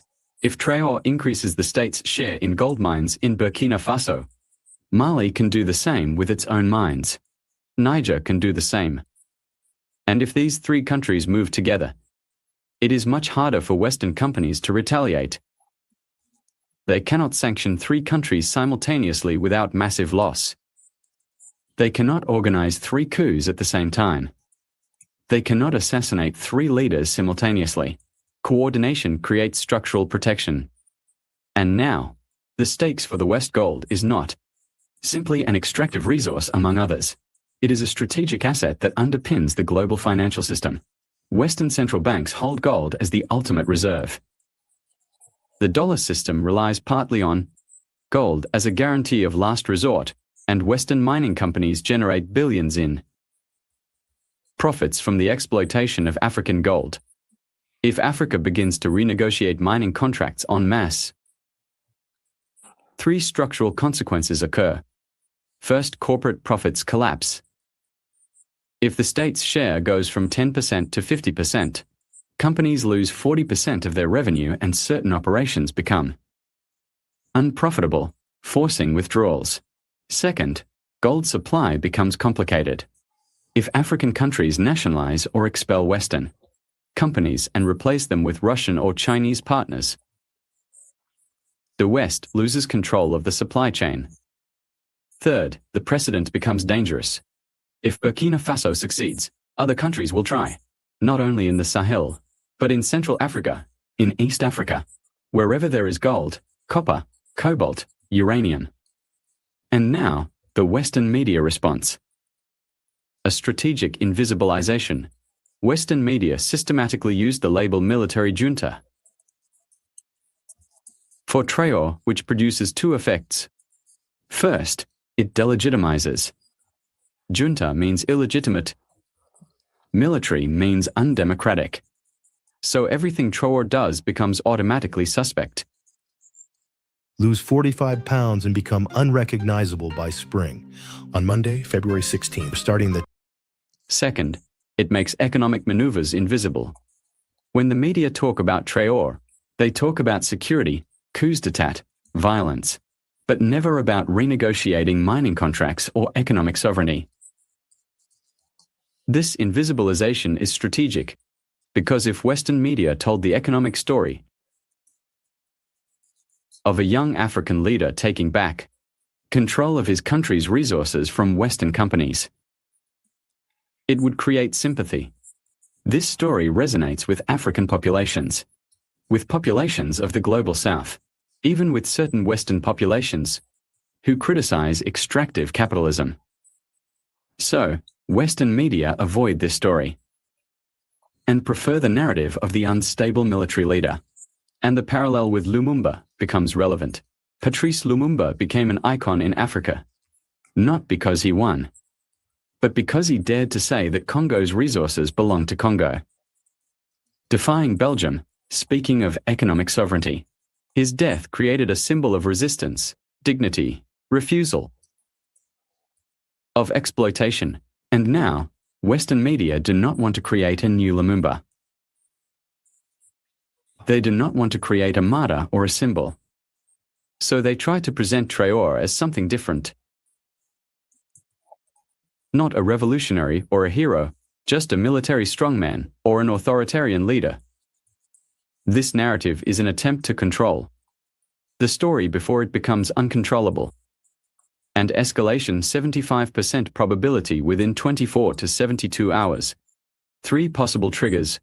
First, a Western mining company engages in an open standoff, refuses to renegotiate, threatens to withdraw, mobilizes lobbies to press its government to intervene. This public standoff forces Traore to show his strength with a nationalization or an expulsion, creating a precedent that makes other countries bolder. Secondly, threat of sanctions. If a Western government threatens Burkina Faso with economic sanctions because of mining renegotiations, this transforms the conflict from a confrontation between Traore and private companies into a confrontation between Traore and states, creating a dynamic of national sovereignty, where Burkinabe populations rally behind Traore and other African countries, see this confrontation and pick their side. Thirdly, coup d'état or assassination attempt against Traore. If accusations emerge that a coup or an assassination attempt was organized against Traore because of his economic maneuvers, this immediately activates the parallel with Lumumba and Sankara, creating a massive mobilization because African populations know this history and know what happens to leaders who defy the economic order. And Traore's allies Russia, Wagner, China, Turkey are not motivated by altruism, but see a geopolitical opportunity. If the West loses control of African resources, someone else will control them, and they want to be that someone else. So, they offer Traore what the West cannot offer. No political conditions, no lessons on democracy, no sermons on human rights, just business, and Traore uses this competition, but puts them in competition. If French companies do not want to renegotiate, Russian companies will do it. If Canadian companies leave, Chinese companies come. This competition gives Traore a power that no African leader has had for decades. The power to choose, the power to say no, the power to negotiate, and now the domino effect. If Traore succeeds in renegotiating mining contracts without being overthrown or killed, Mali is watching, Niger is watching, Guinea is watching, and they see that it is possible, that the economic order can be challenged, that contracts inherited from the colonial era can be renegotiated, that economic sovereignty is not just a slogan, but an achievable policy. And if these countries follow, the domino effect begins, not just gold, but copper, cobalt, uranium, oil. All African resources currently exploited under unfavorable contracts become targets for renegotiation. And if this happens on a large scale, the Africa West economic order wavers, Western companies lose their preferential access, prices rise, supply chains reorganize, and the West loses a strategic advantage it has maintained for centuries. And the generational dimension. Traore is 37 years old. He represents a generation that is not afraid, that has no nostalgia for the old order, that owes nothing to the elites who collaborated with the West for decades. This generation looks at history and draws different conclusions. It does not ask for permission. It does not negotiate politely. It demands, and it is ready to take risks that the previous generation was not ready to take. And this generation is not alone in Burkina Faso. It exists across Africa, in young military officers, in Mali, in Niger, in Guinea, in young activists in Kenya, in Nigeria, in South Africa, all sharing a frustration.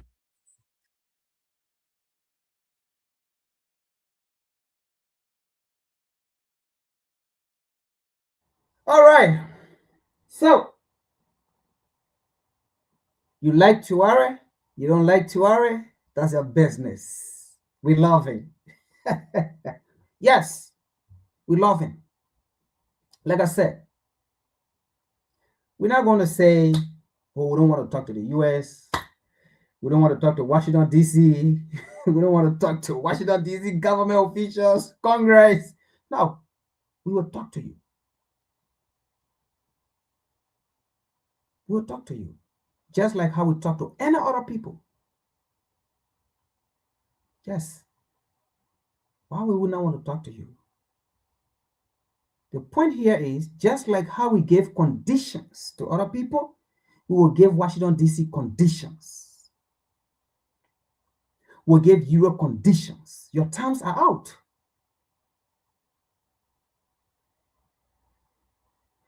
We allow you to come in. And you came very arrogant, according to what this professor said in the previous video we watched. So we are cutting a cake. And I said before, the older generation, the older folks are the people still holding on to the so-called AU and the so-called ECWA. But the truth is,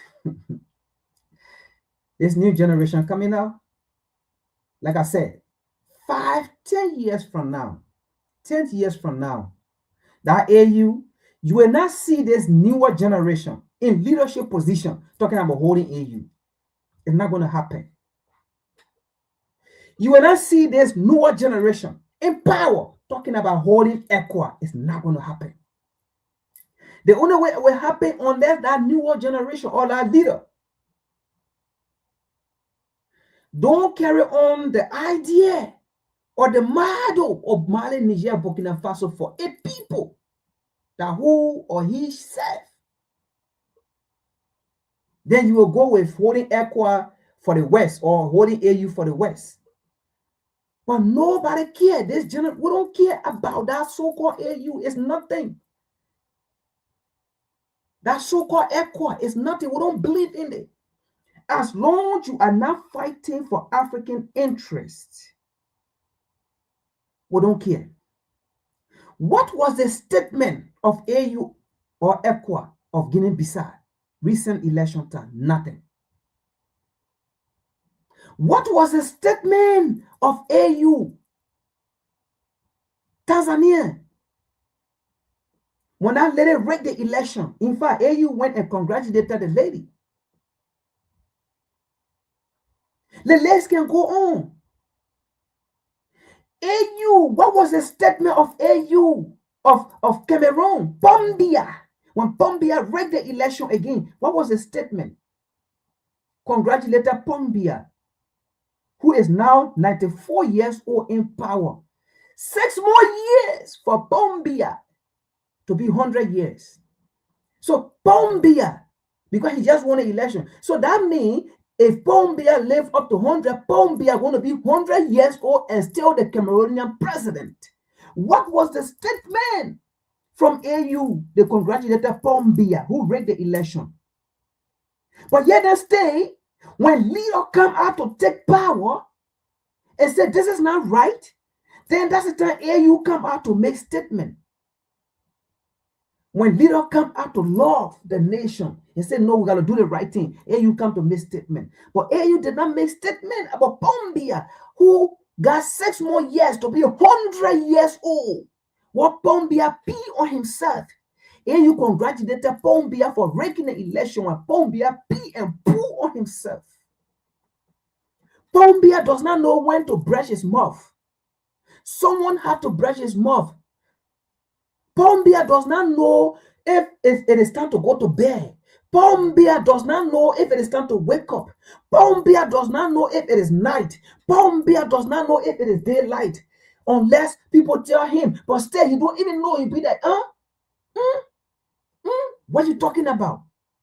I remember Pombia was in Washington, D.C. for the so-called America or Africa Agro whatsoever. It was Pombia time to speak. Pombia did not know that he was in America. He never knew. Pombia did not know that he was in America to speak. He did not know. He never knew. Pombia had a speech in his hand, but he did not know that he had speech in his hand. To the extent his security, his personal aide went to him and said, it is time for you to speak. Pombia said, Then he said, you have the speech in your hand. Pombia looking at the speech. Looking at it, confused. He don't know what to do. Pombia, 94 years old, 6 more years to be 100. Pombia is still the president. The so-called AU said nothing. Yoweri Museveni rigged the election. AU said nothing. And then you want for this generation coming out to still go whole AU for what? Let's continue here. Abraham Traore lived over 100 years. The AES, the 3 kings, they will live over 100 years. And will keep them in power. Those are the people that need to be in power. But here it is now.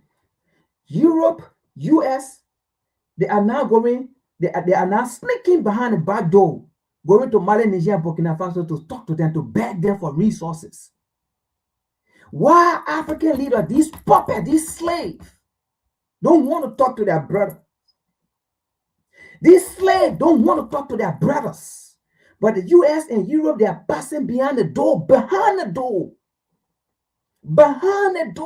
going Mali, Niger, Burkina Faso, begging for aid, begging for resources. Let's renegotiate. We beg you. We recognize our mistake. But listen, we don't want for the other African slave, the other African slave leader to know that we are here. Because if they notice that we are here begging you for aid, what they're going to do, they will ally with you, they will come and do the same thing, and they will become hard for us. Then we will have to go to many people to beg them. So we beg you, don't let them know that we're here. Those African slaves, those African leaders who are slaves, don't let them know that we're here because we passed through the back door to come here.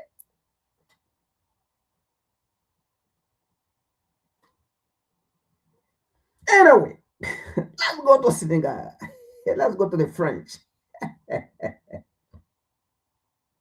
Let's go to France.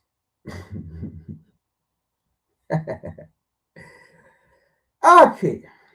This is very short. All right. That's BBC. Eh? Now, let's read something here. Senegal arrests 14 members of alleged pedophile and gang linked to France. Senegal arrests 14 members of alleged pedophile gang linked to France. Now, let me say this first. Let me say this. Do you know what baffled me in this whole article when I read it? Do you know what came to me like it? First of all, it is not like what bothered me. It wasn't about the 14 French men that was arrested or whosoever that was arrested or the French people that was linked to this thing, right? It didn't bother me. What bothered me here is the Senegalese, the Africans in Senegal, on the ground in Senegal, who were communicating with these French HIV.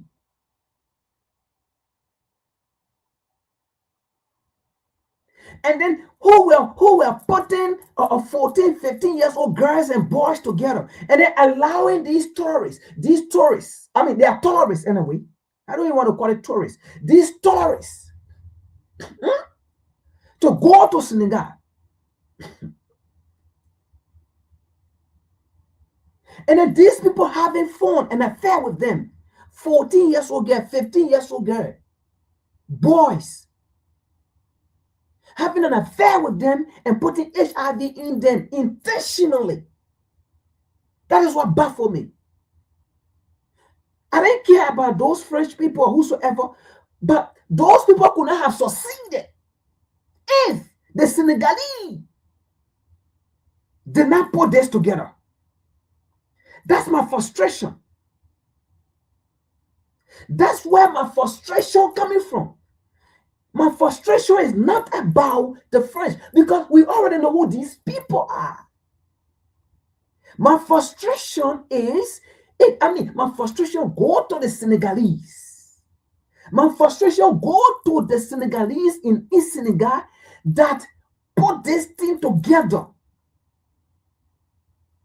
15 years old girls, 14 years old girls and boys, and then allowing these tourists, I don't want to call them tourists, to come and have fun with them and then infect these babies. That's where my frustration coming from. I don't have time for these people because I know who they are. I know who they are playing.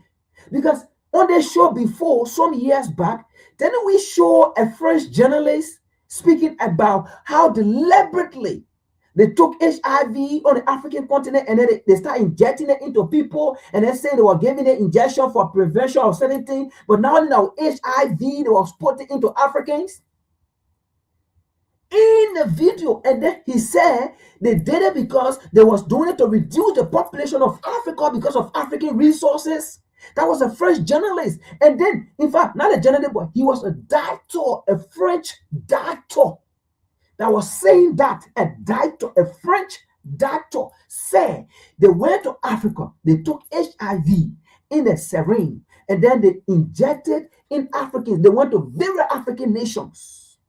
They start injecting HIV in Africans, and then they were saying it was a vaccine. They start injecting HIV. He said it, a French journalist. So my frustration, it don't go to them. It go to the African who mobilized this thing in Senegal. That's where my frustration coming from. And if these people should even be punished, look, these Senegalese that did that, in fact, they should be slaughtered. Or maybe I shouldn't use that word here, right? Before they black out video, right? All right. But you know what I mean. Yes, for real. Those Senegalese should don't spare them. My frustration is not about those French. We know who those people are. We know who they are already. We know what they have been doing. We know what history has told us. The syphilis experiment, in fact, was not even an experiment. Syphilis was deliberately injected into Africans. We know who these people are. So my frustration is not to them. My frustration goes to the African who know these things and then they still put their people in harm's way. Because of money, that's where my frustration coming from. So these people, all of them should be by those Senegalese. If I am the Senegalese government, I'm telling you, look, I will put on firing squad, put biscuit into them. I don't care. Because you destroy generation. You destroy leaders that's supposed to lead Senegal into Africa at large. You destroy them because of money. Let's read.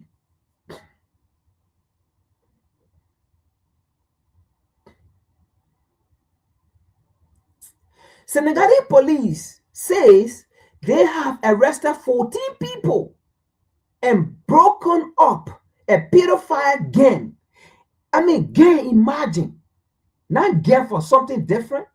Not gang to go and take how do you call it, your minds that are being operated by white people, by foreigners. Not gang for that. But pedophile gang for these people. Let's read. I don't want to take long time on this because let's read. I'm going to read. I'm not going to take long time. Trust me, because I really want to talk about this. But I have to bring it out to remind our people, because when they see the white man in Africa, they feel that Jesus Christ has arrived. And what is going on in Africa, right? Look, the entire African continent have been polluted with HIV. Do you know that in Africa, a black man will be talking to, a black man will want to speak to a black woman. That black woman will ignore that black man just because he's black or African. He will ignore the stupidity. But once they see a white man, as soon as the white man say, hi, hey, in fact, they will now go and introduce themselves to the white man. A Russian content creator,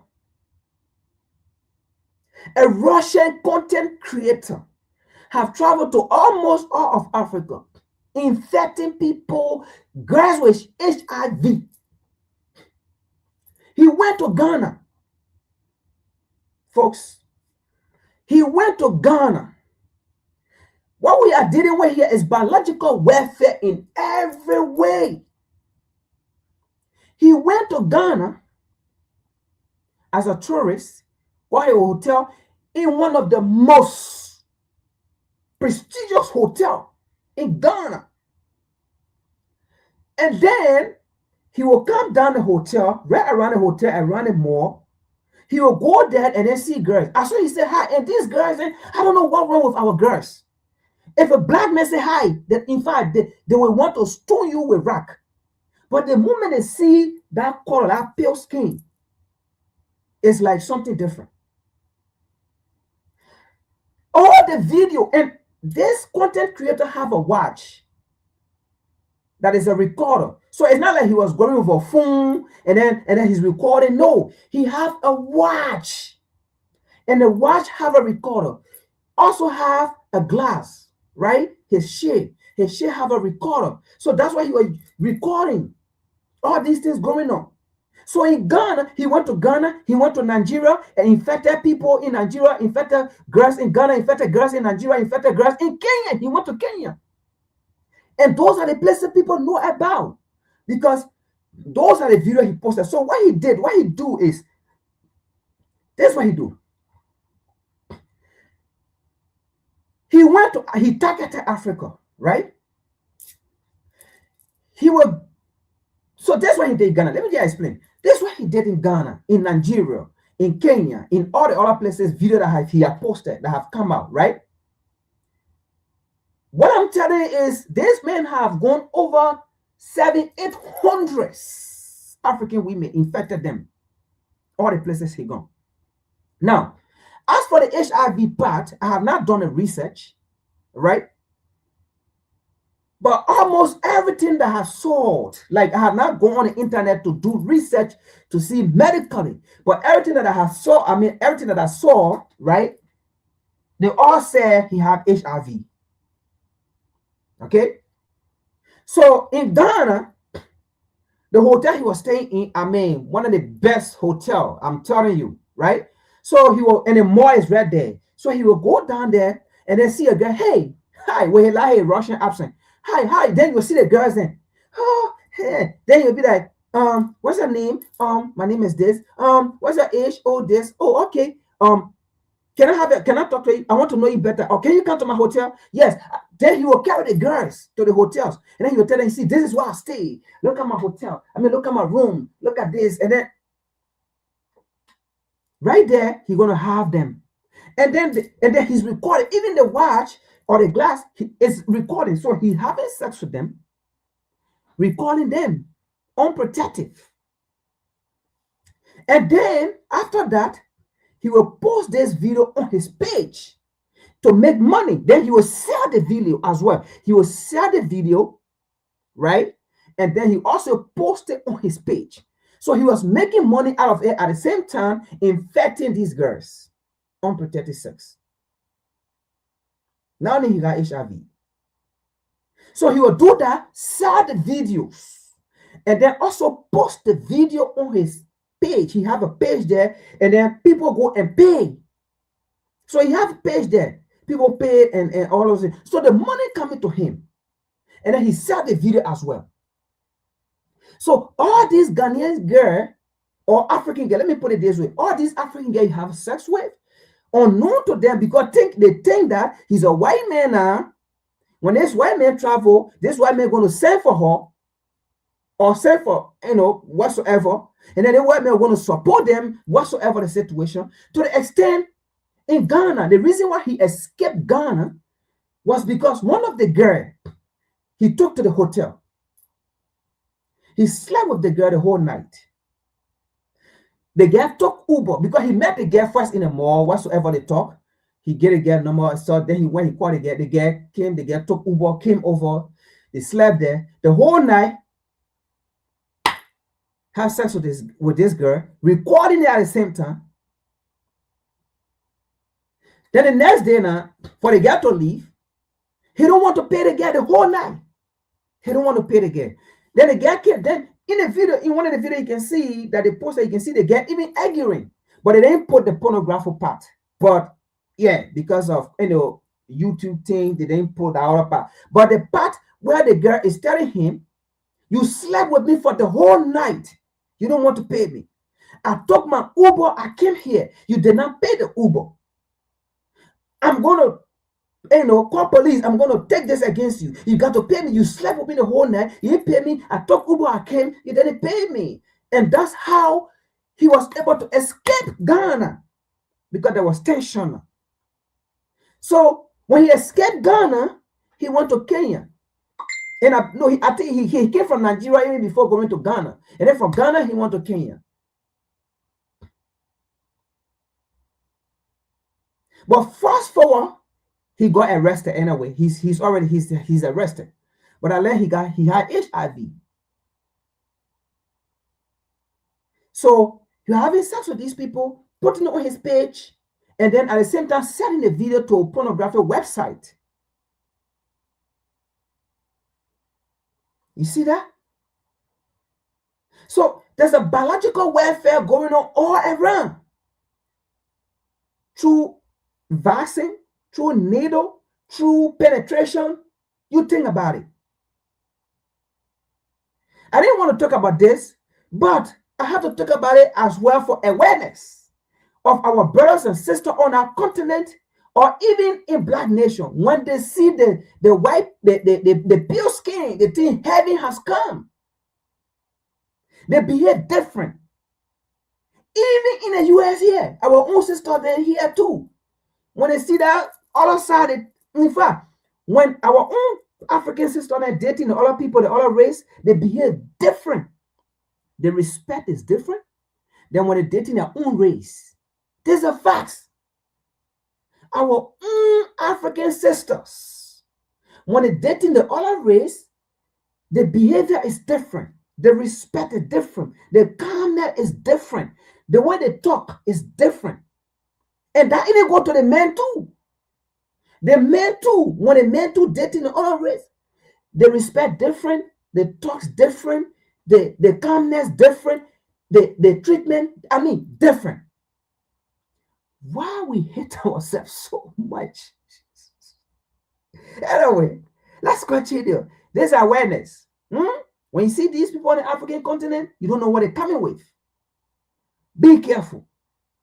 They are coming with agenda. Let's read here. Let's read. Let's read, okay? Now, Senegalese police say they have arrested 14 French people. Anyway, I read that, so I don't want to read it. So let's read here. Those arrested, who are all Senegalese, were part of a transitional criminal group that has been in operation since 2017, according to police statement. Now, imagine since 2017. And these French tourists that was going to Senegal, according to the article of what we have read, what we have seen, majority of them are HIV patients. So basically, it is a movement to destroy Africa. So people already in the Western world know that, hey, they are HIV positive, right? You know what? Say we are fighting to depopulate the African continent or the African race, there's an opportunity to infect them with disease. And then in doing that, they got some African, they got in connection with some African or some Senegalese. Now, because this is just Senegal, this is not only Senegal. I bet you this is even going on in Liberia, but it's just Liberia story have not come out. I bet you there are people in Liberia that are doing this. Having Liberian children, they're putting in Liberian children, and then these people come and have them. I bet you. Just because that story of Liberia haven't come out, I bet you it's there. I bet you it's in Ghana. I bet you it's in Nigeria. I bet you it's in these African countries. But just like Senegal have been the one to come out. But if it is happening in Senegal, it's happening in other African countries. But just the news have not yet come out. And some African countries, the news will never come out. Imagine, since 2017. So you should imagine, oh my God, let's continue here. It is said the group was accused of organized pedophile,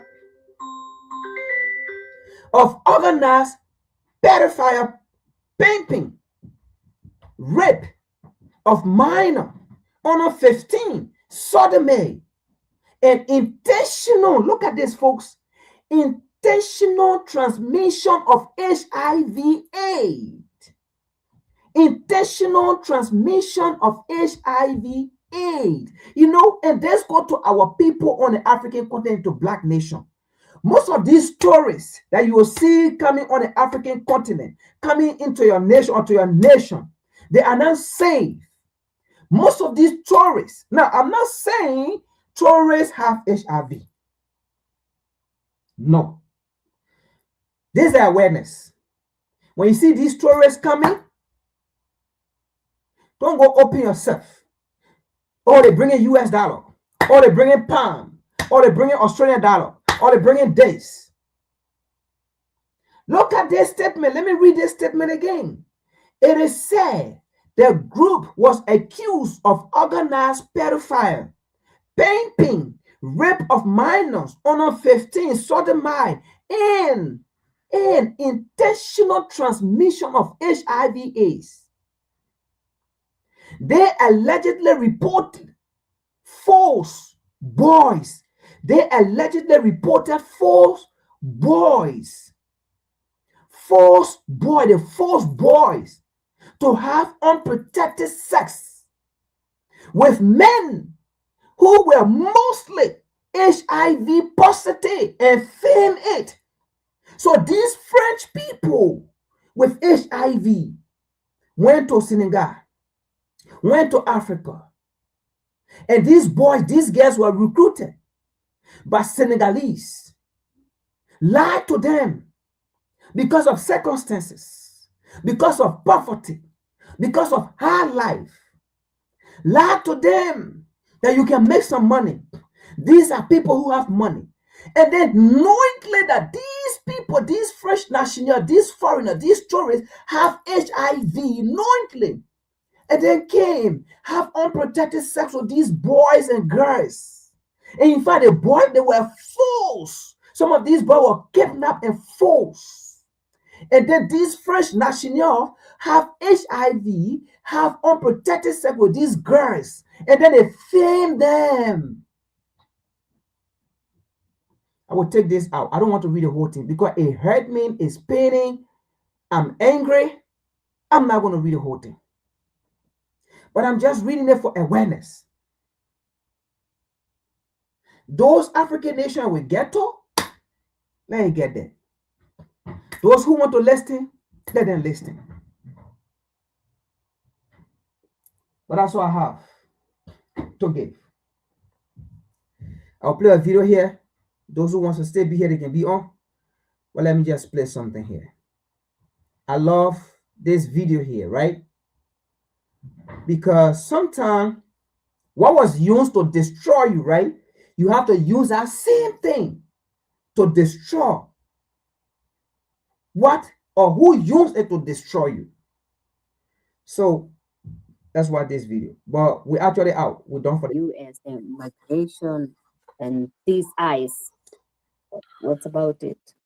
Well, America calls anyone that's not Caucasian male, they call illegal immigrants. Let me show you what America did. Okay. Micah chapter 2, let's start at verse 1. I'm going to show you the biblical history, which is also prophecy of what occurred. And they covet fields and take them by violence. They covet fields and take them by violence. So how did the white man get America? They took it by violence. Go ahead. And houses and take them away. The houses that were here, they took them away. Go ahead. He's calling the people that rightfully own the land aliens. You're an illegal alien. Now they have, they said we need to get rid of the immigrants because the immigrants are terrorists. That's what they're trying to say. The Mexicans are not terrorists. The Africans that come to America are not terrorists. They must take an Afghan refugee. Hi, Mrs. Thompson. He's not just Afghans who helped us. America has been very violent. Even ISIS attacking the Somali community in the United States of America. But now, once I show you this article, you're going to find out why a lot of Somalians are in America. U.S. bombed Iraq, Syria, Pakistan, Afghanistan, Libya, Yemen, Somalia in 2016. Now, you see these 7 countries that America bombed in 2016. Many of these people have been allowed to live in the United States of America. I'm going to show you that in Bible prophecy. All right. This is Al Jazeera. Under Trump, U.S. strikes on Somalia have doubled since last year. Why? Somalians have been coming in since 1990, but it's an increase since this has been happening. America bombs your country, then allows the remnants of those countries to come live in America. You know how dangerous that is? Colombia has the most oil of all countries. America says, you know what? We want that oil, but we can't just take it. Let's just say, oh, I know. He's a drug dealer. Yeah. Woe to him that increaseth that which is not his. Go ahead. How long? How long shall this go on? That's the question Habakkuk is asking. How long, Lord, will this continue? Look at those Mexicans. Get them out of the country. Look at those Africans. Get them out of the country. Look at those Caribbeans. Get them out of the country. What about those Arabs? No, they can stay. That's God's plan, though. I see that's God's hand in this thing. Is European Union turning against the USA? This is what happened. America, Trump says we want to take Greenland. Denmark says, but we're a part of the EU. We own Greenland. So Trump says, no, but it's closer to us. It's a better military post for us. We're going to take it. Denmark says, leave Greenland alone. So what does Denmark do?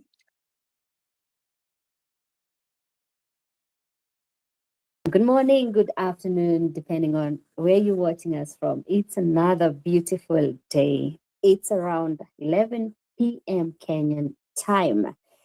Welcome to another episode. My name is Temi from Kenya. And in the show tonight, I'm so privileged to be hosting Bishop Nathaniel all the way from US. And whenever you see him, just know we're going to be learning a lot of things. We go deeper into the Bible. So without further ado, I'll let him say hi to you and tell us whether he's okay, because in the US, there are so many things going on. Welcome, Bishop. Thank you for having me, Chemi. Right now, I'm in London. Oh, I'm in London. Yes. okay. With the king and the queen out here. No, there's no queen out here, I don't think. Is there a king?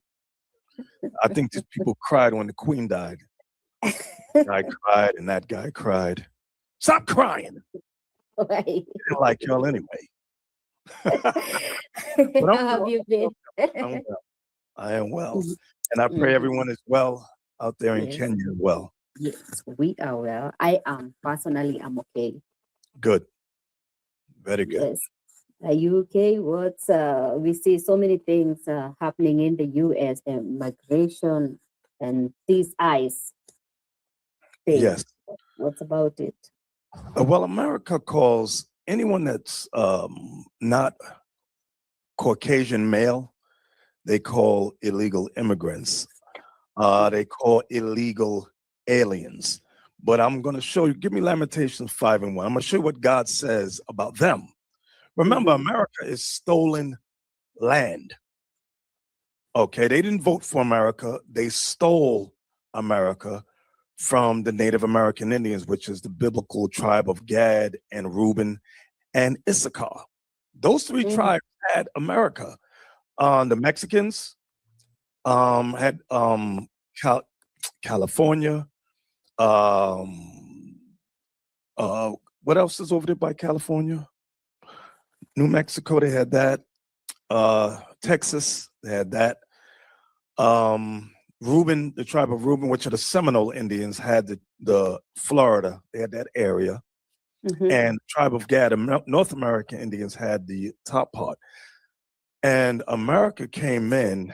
And first, before we go, I'm going to show you what America did. Get Micah 2:2. Let me show you what America did. Okay. Micah chapter 2. Let's start at verse 1. I'm going to show you the biblical history, which is also prophecy of what occurred. They don't want you to know about it. Hey, did you know you might get a big cash payout if you were in a car accident up to 1 year ago, even if you weren't driving? Micah chapter 2 and verse 1. Woe to them that devise iniquity and work evil upon their beds. Woe to them that devise iniquity. Iniquity means evil, sin. Yes. Go ahead.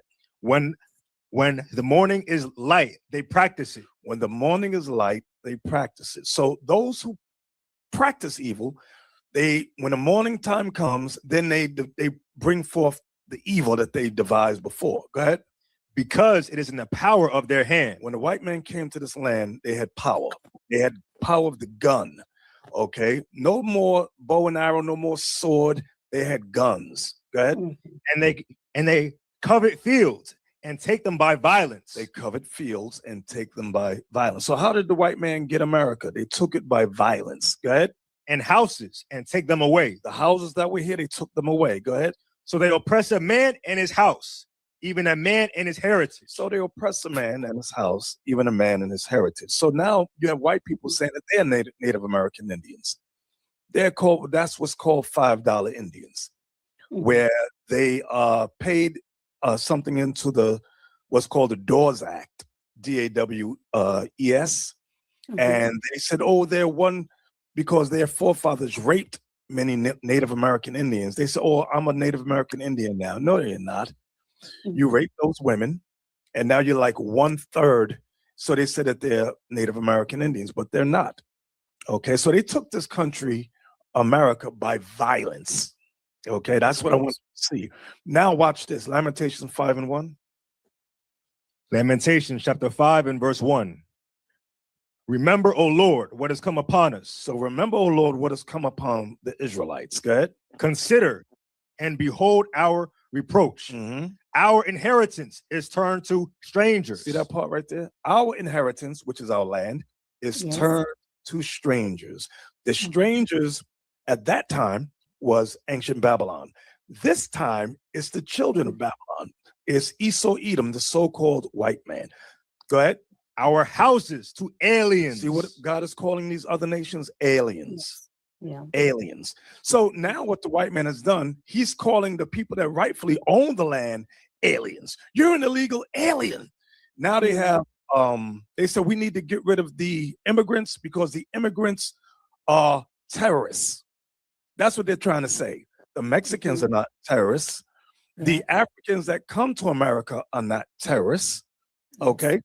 Watch this. They're looking at the wrong immigrants to kick out of the country. Nahum 3:13. Watch what the Bible says. Nahum 3:13. Nahum chapter 3 and verse 13. Watch this. Nahum chapter 3 and verse 13. Behold, thy people in the midst of thee are women. The gates of thy land shall be set wide open unto thine enemies. That's the part I want you to see. The gates of thy land shall be set wide open unto thine enemies. Go ahead.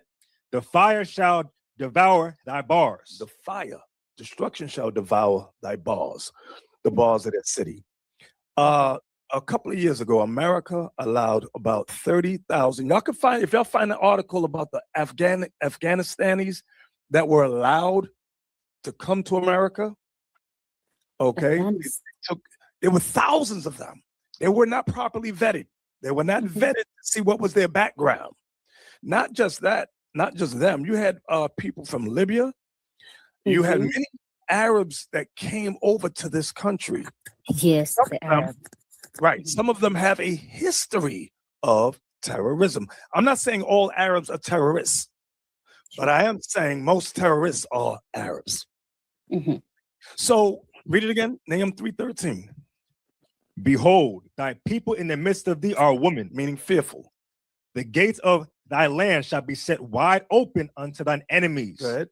The fire shall devour thy bars. So it said, the gates of thy land shall be set wide open unto thine enemies. So now these people that America has dropped bombs on, like from Yemen, people from what's this other country, Libya, they're here, Afghanistan, they're here now. They're here in America, and many of them have backgrounds in terrorism. Yes.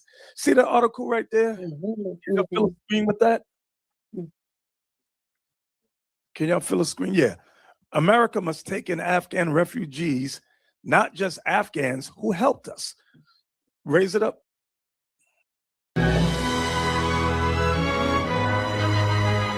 Watching the artist. Those all Afghans. All Afghans. Can you raise it up to the first paragraph so I can you read that? Yes, sir. You read that first paragraph there?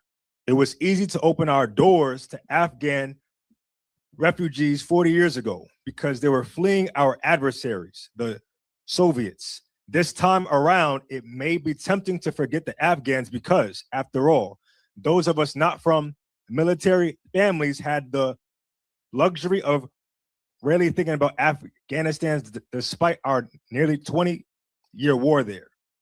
So many of them, I'm not saying all of them, but many of them have a violent history in terrorism, and they're in the United States of America. But what is Trump doing? Oh, Look at those Africans, get them out of the country. Look at those Haitians, get them out of the country. Look at those Jamaicans, get them out of the country. Look at those Mexicans, get them out of the country. He's not saying, look at those Arabs. He's not saying that. Those are the people he need to be worried about. Hey, I'm gonna show you what they did. Give me the article that says America bombed 7 countries in 2016. Find me that article. USA bombs 7 countries. I'm gonna show you what they did. America has been very violent. Even ISIS attacking the Somali community in the United States of America. But now, once I show you this article, you're gonna find out why a lot of Somalians are in America. Oh. An article yet? I've been wondering. Let's take a look. Yes, make that big. Read that, Nehemiah. U.S. bombed Iraq, Syria, Pakistan, Afghanistan, Libya, Yemen, Somalia in 2016. Now, you see these 7 countries that America bombed in 2016. Many of these people have been allowed to live in the United States of America. Many of the remnants of the people of Iraq, the remnants of Syria, Pakistan, Afghanistan, Libya, Yemen, and Somalia, they are allowed to live in the United States of America. Find me the article that says Somalia bombed in 2024 or 2025. Google that. Because Trump recently bombed Somalia. And get her back too. I'm going to show you that in Bible prophecy. All right. So it's very paramount that our people pay very close attention to what's happening in the news. Okay? Don't think it's a fluke. It's very important that we are aware of what's happening in the news, because much of what's happening in the news is written in the Bible. Prophecy. Written in ancient time.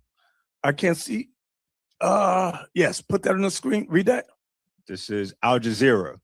Under Trump, U.S. strikes on Somalia have doubled since last year. Why? Read the next one. As Trump hits the Horn of Africa, experts caution against drone strikes, saying the U.S. needs to invest in long-term peace building. So notice last year, attacks on Somalia have doubled. This is what brought the Somalians have been coming in since 1990, but is an increase since this has been happening. America bombs your country, then allows the remnants of those countries to come live in America. You know how dangerous that is? Imagine this, Chemi. Your mother, your father, your sons and daughters are murdered by bombings. Now America says to you, you can come live in America and have a good life. Wouldn't you still be angry that America just bombed and murdered your mother, your father, your sisters and brothers? You'd be furious. Anyone in your life would be furious. And I'm going to get my payback. I'm going to get my payback. Watch what the Bible says. Watch what the Bible says, Habakkuk 2 and 5. Let's start there. Start at 4. Habakkuk chapter 2 and verse 4. Behold, his soul which is lifted up is not upright in him, but the just shall live by his faith. The white man's soul is not upright in him. He'll say he's Christian. He'll say he's Jew. God says his soul is not upright in him. You cannot conform him to have a conscience. You cannot conform him to make him feel sorry for people. He does not feel sorry for people. He will bomb your country and smile and have a good night's sleep. Keep reading. Yea, also, because he transgressed by wine. His wine is his politics. His wine is his religions. Go ahead. He is a proud man. God says this white man is a proud man. Go ahead. Neither keepeth at home. America doesn't stay at home. They're in Somalia. America's in Yemen. America's in Afghanistan. America's in Libya. America's everywhere in everybody's country, in everybody's business, dropping bombs and destabilizing countries. That's what America's doing. That's what that part means. Read that part again. Neither keep it. Oh, sorry. Yea, also because he transgresses by wine. He is a proud man. Neither keepeth at home. He does not stay at home. Yep. It's called a home equity agreement. And I got $143,000 for my home equity. He is in everybody's country saying, I don't like your politics. And because I don't like your politics, oh, you got gold, you got uranium. You know what? Let's bomb that country and say that they're dictators there. That's what they do. Now you look evil. That's what happened to Venezuela. They said Venezuela President, not Noriega, Manuel Maduro. Thank you. Maduro is a drug dealer. No, the drugs that was made in Venezuela didn't come to America. It came to the UK, came to England, but not to America. So Trump says, you know what? We have to stop them. It's the same playbook they did to Manuel Noriega in Panama, because they wanted the Panama Canal. They said, oh, Noriega, you are a drug dealer. We're going to get you. We got to stop you. They destroyed Manuel Noriega's whole military. Now America said, now we have to control the Panama Canal. So now Colombia has the most oil of all countries. America says, you know what? We want that oil, but we can't just take it. Let's just say, oh, I know. He's a drug dealer. Yeah. They said, didn't we do that before? It's going to work again. Don't worry about it. People are stupid. Yeah, you're a drug dealer. And everybody goes, yeah, he's a drug dealer. Take him down. Yes. So watch this, Chemi. Read on. What verse are you in? Verse 5. Verse 5. Go ahead. Who enlargeth his desire as hell, and is as death. Whoever takes on this man's wine, his philosophies, which is his religions and politics, it's as death. Your country turns into hell, and you die as a result. Watch this. And cannot be satisfied. Watch, here it comes. But gathereth unto him all nations, and heapeth unto him all people. Where are those nations and people coming from? They're coming from the places they drop bombs on. They're coming from the places they destabilized. Go ahead.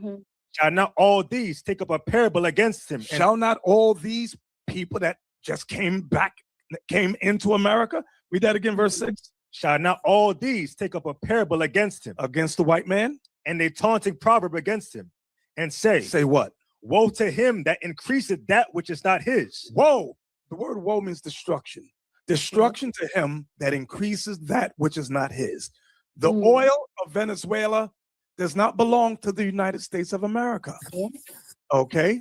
The minerals in Yemen, Somalia, don't belong to America. That's what that right. Read that line again. Woe to him that increaseth that which is not his. Go ahead. How long? How long shall this go on? That's the question Habakkuk is asking. How long, Lord, will this continue? Go ahead. And to him that ladeth himself with thick clay. The thick clay is the peoples of the world that he bombed, and he allowed them to come live in America. Go ahead. Shall they not rise up suddenly? That shall bite thee. See what these nations in America shall do? Shall they not rise up suddenly? That shall bite thee. What does it mean, rise up? Rise up from what? Sleep. There's something called sleeper cells, Chemi. There are sleeper cells in America. They shall rise up suddenly and bite America. That means terrorist activity. Go ahead.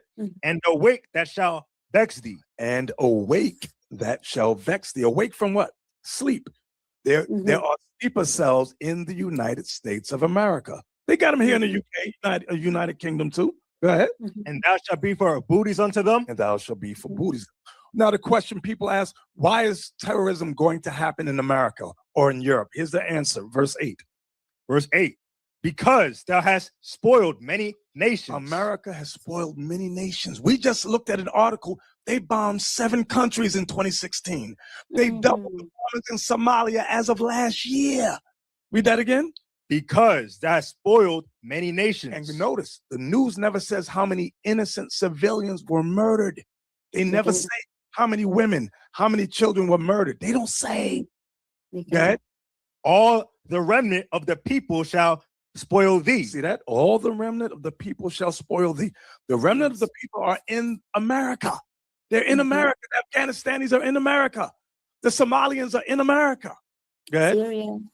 Yes. Because of men's blood. Because of men's blood. Go ahead. And for the violence of the land. And for the violence of the land that America brought forth. Go ahead. Of the city and of all that dwell therein. So terrorism is prophesied to take place in America and in these Western powered countries like France, England, London. It's going to happen because they have been paramount in utilizing their militaries to destabilize countries and destroy and kill people by the hundreds of thousands.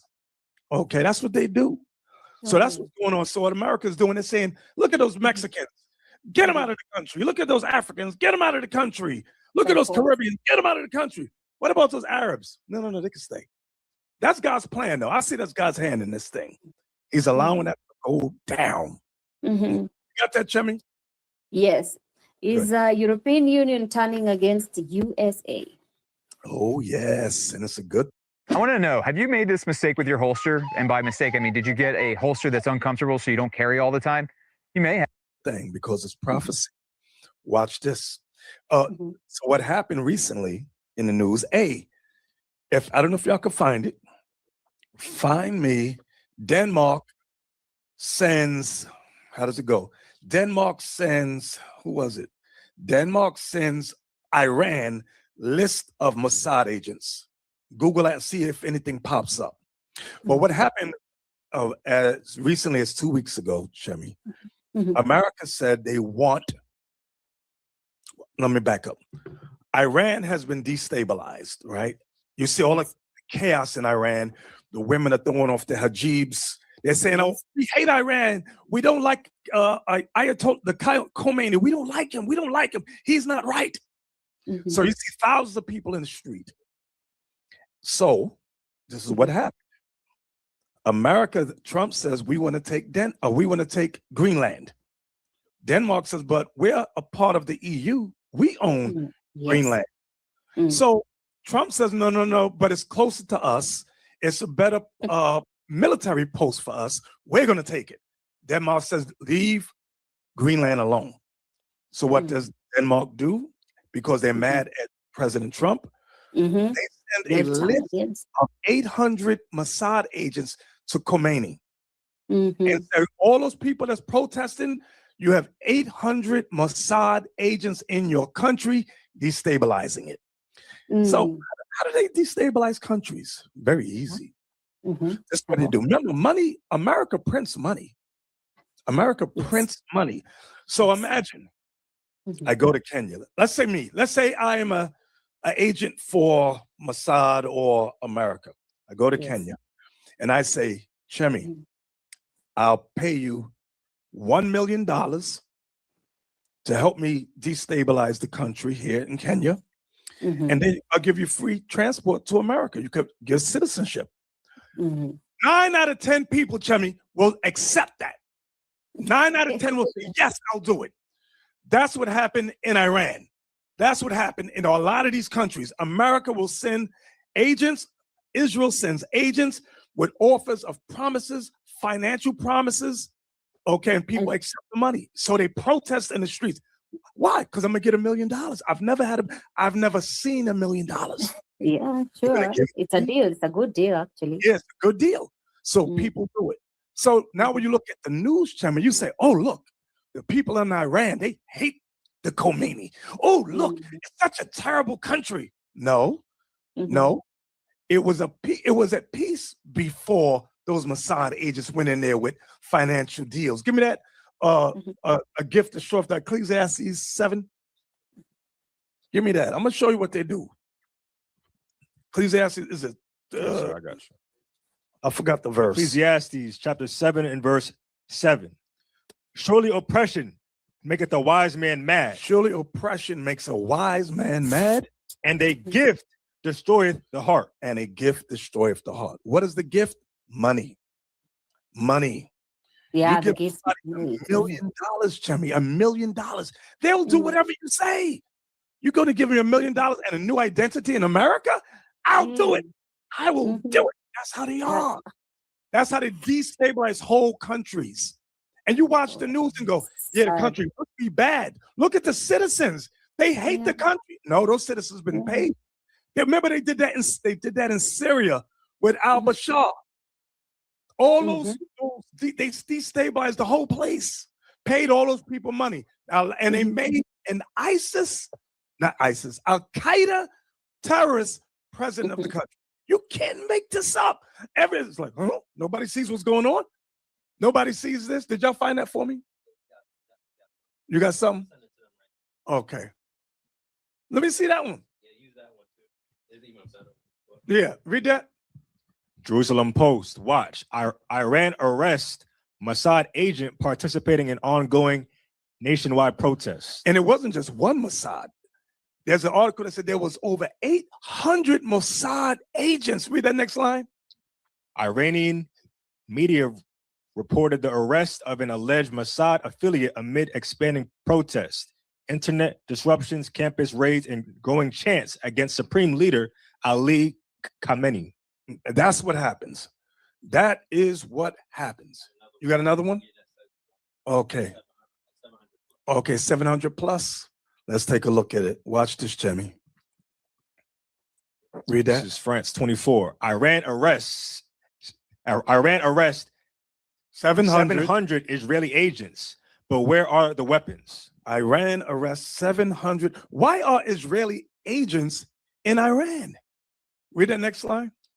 Iranian state media announced on Wednesday that Iran's security forces have arrested more than 700 people on suspicion of belonging to an Israeli spy network since Israel's June 13th attack. So you have a spy network in Iran.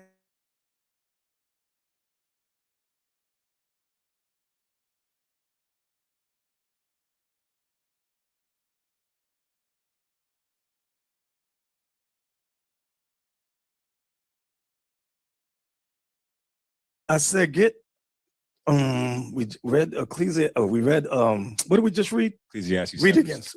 Spark my memory back. Ecclesiastes chapter 7 and verse 7. Surely oppression maketh a wise man mad, and a gift destroyeth the heart. Give me Isaiah 21. Watch this, Jimmy. Isaiah 21. This ain't what I wanted, but I'm just going to read it anyway. Let me look at it. Isaiah 21, I think verse 1. Isaiah chapter 21 and verse 1. The burden of the desert of the sea, as whirlwinds in the south pass through. So it cometh from the desert, from a terrible land. Watch this. A grievous vision is declared unto me. Watch this. The treacherous dealer dealeth treacherously. The treacherous dealer dealeth treacherously. That's America. The treacherous dealer All right, look, I don't know who need to hear this, but my man just tried that new 100 milligram generic Viagra for dealeth treacherously. Go ahead. And the spoiler spoileth. The spoiler that spoils is America. They rob everyone of their resources. Go ahead. Go up, oh Elam. The prophecy says, go up, O Elam. Elam is Pakistan and India. Go ahead. Besiege, O Media. Besiege, O Media. That's Persia. That's Iran. Media is modern day Iran. Go ahead. All the sighing thereof have I made to cease. So the prophecy is, when you read the entire chapter, Iran will attack America. Iran will attack Israel.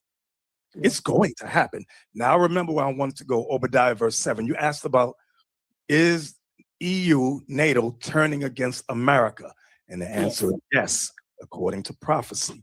Obadiah verse 7. Obadiah verse 7. All the men of thy confederacy. Slow down. All the men of thy confederacy. The confederacy is America's allies. Read it again. All the men of thy confederacy have brought thee even to the border. Have brought thee even to the border, the brink of destruction. Go ahead. The men that were at peace with thee. The men that were at peace with thee have deceived thee. Have deceived thee. That's what's happening. The EU is deceiving America. NATO is deceiving America. So you see, NATO and the EU is getting angry with America. You're just going to remember, Denmark is a NATO ally. Denmark is an EU ally. How can America now take Greenland, which is a part of Denmark? That's the treacherous dealer dealeth treacherously. America's a treacherous country. So now the allies prophetically are will turn on America. Get Revelation 17. And I think it's 16, about the 10 horns. Yes, sir. Revelation chapter 17 and verse 16. And the 10 horns which thou sawest upon the beast. So the 10 horns is NATO. The 10 horns that you read about that's on this dragon is NATO. Go ahead. These shall hate the whore. These shall hate the whore. Though, give me you see the 10 horns, raise it up so we can read the 10 horns. Raise it up. I can't see all 10. Move that bottom the lower third.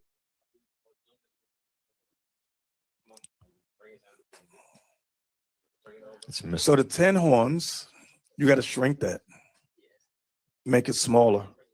You got Belgium, Luxembourg, Netherlands, Italy, Greece, France. That's only 6. There's 4 more. It's chopped. Y'all give me a broken one. Wow. Okay. Find me another one that's not chopped, please. I want to explain the 10 horns. I got to read all their names. Okay, put it back up. Okay, Belgium, the 10 horns, Belgium, Luxembourg, Netherlands, Germany, United Kingdom, Italy, Greece, France, Denmark. See that? Denmark and Ireland. Those are the major 10 horns. That was the foundation of the EU, those 10 right there. So Revelation 17:16, one more time. Sir. And the 10 horns which thou sawest upon the beast, these shall hate the whore. So the 10 horns, these shall hate the whore. The whore, give me you know what I want? I don't want Nicki Minaj, not Nicki Minaj. I want the whore. Whore. That's how we say it now. Whore. Put the whore on the screen so everybody knows who the whore is. Come on.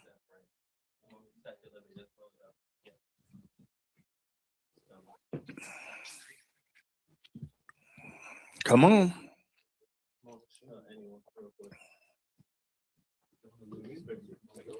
All right. Read again. Make it bigger. And the 10 horns which thou sawest upon the beast, these shall hate the whore. This is the whore. The United States of America is the whore prophesied in Revelation 17. Go ahead. And shall make her desolate. Shall make her desolate and naked. And naked. And shall eat her flesh and burn her with fire. See that?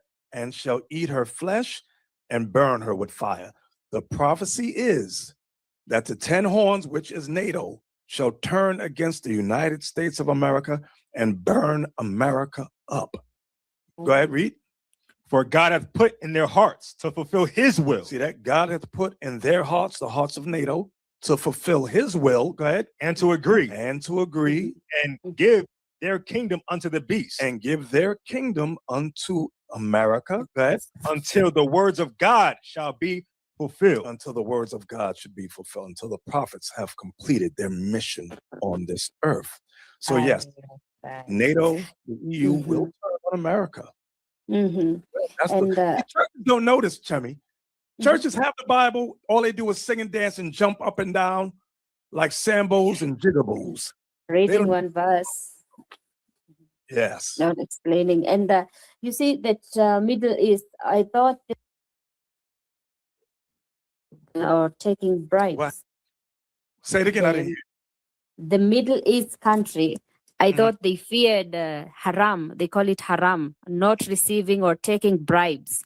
Why would they accept it from Americans? They're living lovely. They are living lovely. Let me look.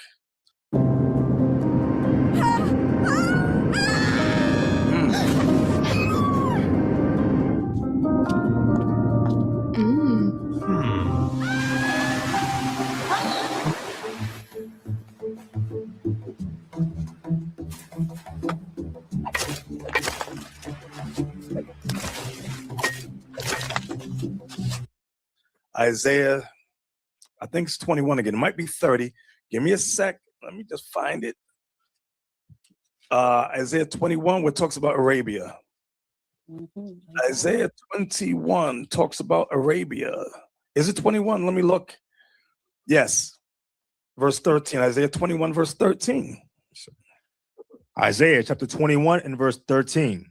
The burden upon Arabia. In the forest in Arabia shall he lodge, or ye traveling companies of Dedanim, the inhabitants of the land of Tema. So Dedanim and Tema are other Arab families. Go ahead. The inhabitants of the land of Tema brought water to him that was thirsty. They prevented with their bread him that fled. Fled from what? It's going to say what they fled from in verse 15. Go ahead. For they fled from the swords, from the drawn sword, and from the bent bow, and from the grievousness of war. So there's going to be war that the Arabs will be involved in.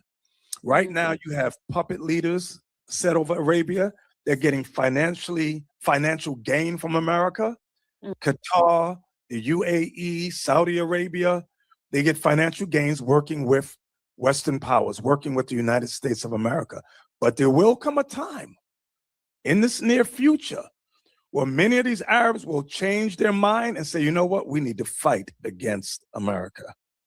But when they fight, they will get wiped off the face of the earth. It's going to say that. Keep reading. Verse 16. For thus hath the Lord said unto me, within a year, according to the years of an hireling, and all the glory of Kedar shall fare. Kedar was one of the families of the Arabs. Go ahead. And the residue of the number of archers, the mighty men of the children of Kedar, shall be diminished. You see that? And the residue of the number of archers, the mighty men of the children of Kedar shall be diminished. That means they're going to get wiped out in this war. Go ahead. For the Lord God of Israel hath spoken it. The Lord God of Israel hath spoken it. It's prophecy. So we know what's going to happen, Jimmy. It's just wait. That's God wants us prepare our hearts, prepare our minds for what is about to come. Jacob's trouble will come. That's when our people will catch a lot of hell, Chemi. That's as the Arabs is going to get it. All nations is going to get it, Chemi, including our people. So if our people keep playing games, they're going to get caught up in this. They're going to get caught up in destruction. You understand, Chemi? Yes, I do understand. So he also attacked Nigeria with a drone bomb in December. I don't know what's your take on that. Why would he do that? It's an what will he gain? Well, remember, Trump bombed Sokoto. Do you have the picture of the bombing of Sokoto? You got it? No, I want the one that we updated. You know what I'm talking about? I'm going to show you, Chemi. Let me, if I could just find this picture. Y'all got it? It's one with their faces. Oh, I got it. Yeah, I'm going to send it. I'm going to put your airdrop on. I see Azaria. Azaria, I'm sending it to you. That's the only one I see. I'm going to send it. And we're going to post it. I want you to, before I speak on it, I want you to look at the visual. Now, Joseph pops up now. When you sat down, it just popped up. Yeah. Put that picture up on the screen. I want Chemi and her audience to take a look at it. She said, why would America bomb Nigeria? There's several reasons. As you can see, you see what Sokoto is, Chemi? You see what Sokoto is circled in red? Chemi? Oh, she dropped off? Damn. No, I'm here. Oh, you can hear me? You see what Sokoto is, right? You see what Sokoto is? Sure. See where it's right next door to Niger? Which is next door to Burkina Faso, which is next door to Mali? That was a strategic attack to disrupt the Sahel, what they call the Sahel. Am I saying that right? Sahara. Yeah. So they want to Trump wants to disrupt that because what those three leaders are doing is unheard of. They all kick brands out. So now America wants to get closer to them. So he's working out a deal with the Nigerian president, who's this guy, the Nigerian president. That guy has no cojones. He has no backbone. Okay. Whatever the white man says, he does. Okay. So notice the bombing is right on the border of Niger, right next to Burkina Faso, right next to Mali. That was strategic because they said, remember what Trump said? He said, we got to help the Christians. But that area in Sokoto is primarily Muslim. Yes. The Christians are in central Nigeria and lower, not there at all. So you bombing someplace that had nothing to do. He said ISIS is there. ISIS is not in Sokoto. And people were saying, there's no ISIS here. What are you talking about? The government is banning these $29 adaptive glasses next month. And this is your last shot to get the original military. It's all lies. Remember we read earlier about the treacherous dealer treacherously. American treacherous dealer. Okay. Might equals right. That's their mentality. Might equals right. Whoever has the power should be the king. No. The leader. That's the mentality. Okay. And nobody's saying nothing against it. Africa's not saying nothing against it. Well, I can't say all Africa because I do like Captain Ibrahim Traore of Burkina Faso. He's a king, and I like the president of Mali and the president of Niger. What they're doing, I love what they're doing. Give me that Zephaniah 2:1. God commands all of our people to do. Zephaniah chapter 2, verse 1. And you have African leaders who are afraid to do this. Watch Very this. afraid. Yes, read that. Zephaniah chapter 2 and verse 1. Gather yourselves together. Yea, gather together, O nation, not desire. What God says to do, gather together. So unity. Yeah, unity. So Burkina Faso united with Mali and Niger. That's Africa. Niger. Right, Niger. If only the rest of Africa could follow suit. But the rest of Africa, a lot of them are fearful. They are afraid of Western powers. They said, what if they kill me? So what if they kill you? If you have nothing to die for, then your life is not worth living. Your life is not worth living if there's no reason or nothing for you to die for. I believe Martin Luther King said that. Google it for me. He said, I believe Martin Luther King is the one that said, if you have nothing to die for, then you have nothing to live for. Something like that, he said.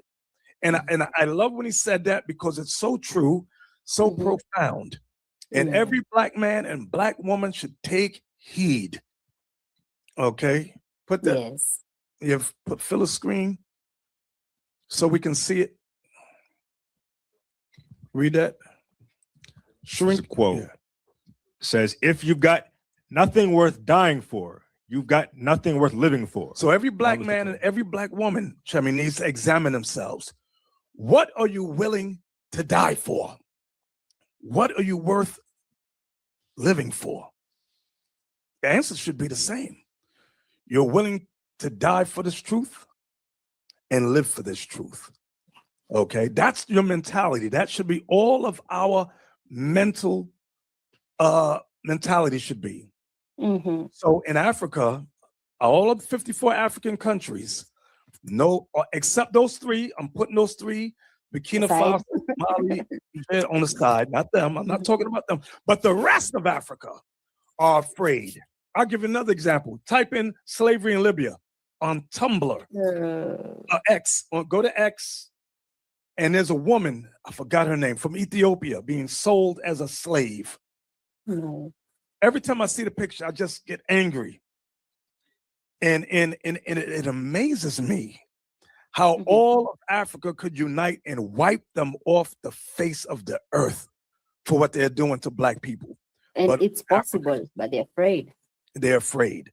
Then you shouldn't be a leader. A leader should not be a fearful man, a fearful woman. Stop being so afraid. Yes. Okay? Y'all got me? Yep. Watch this. I want to show you, I want your audience to see this picture here. It's an Ethiopian woman. It's on X. It's on X, formerly known as Twitter. And it says she's being sold as a slave. I forgot her name. Okay. But if you just type in slavery in Libya, it should pop up. She should pop up right on the screen. Okay. You got me? Yeah. Okay. You found it? All right, put it on the screen for the audience can look at it. Okay, watch this, Jimmy. I want your audience to see this so that they know I'm not making things up, so that they know it's the truth. Mm-hmm. Mm-hmm. Come on, y'all. The show's dragging. I need y'all to come on. Let's work together. That's it right there. Read that top. Picture of that's Naima Jamal, an Ethiopian woman currently being held and auctioned as a slave in Libya. See that in Libya. So why isn't Ethiopia and the other African leaders doing anything? Because they're afraid of the Arabs. They're afraid of the white man. They're afraid of the Arabs. There are 54. Okay, if you take off North Africa, how many countries is there left? 40. I'm bad at math. Is it 42 African countries that could join together and wipe Libya off the face of the earth? There should never be another Libya there. Remember, it used to be the best country in Africa. Yeah. Under Gaddafi, it was a great country. Once America murdered him, now look at it. Now they're selling Africans as slaves. Put the picture back up. I want to say something about this picture. Look at Naima. She's tied up and gagged. And look at the men behind her. The men are broken, mentally and spiritually broken, afraid. They're not tied. The men are not tied up, but they're afraid to what? Die, afraid to revolt. All those African men back there going to be sold as slaves, afraid to revolt, afraid for a revolution. Never be afraid to revolt when it's in the interest of your own people, or your own life even. Okay? It's better to die standing on your feet than on your hands and knees as a slave. The hell is this? That's the mentality. A healthy liver helps your body process food. All right, Dad, what are you making? My new go-to morning smoothies. What's that? People must have, So yeah, when I see that, I get furious. See, they look for African leaders who are cowards. That's what they do. We need cowardly African leaders who will kiss our butt when we walk through the streets. That's what they look for. Yeah. So all African leaders, sorry to say, even Kenya, cowards. Cowards, all of them. We're coming to Kenya. Let me ask this question before I forget. Kenyan president, I don't know whether you can hear me. I can hear you.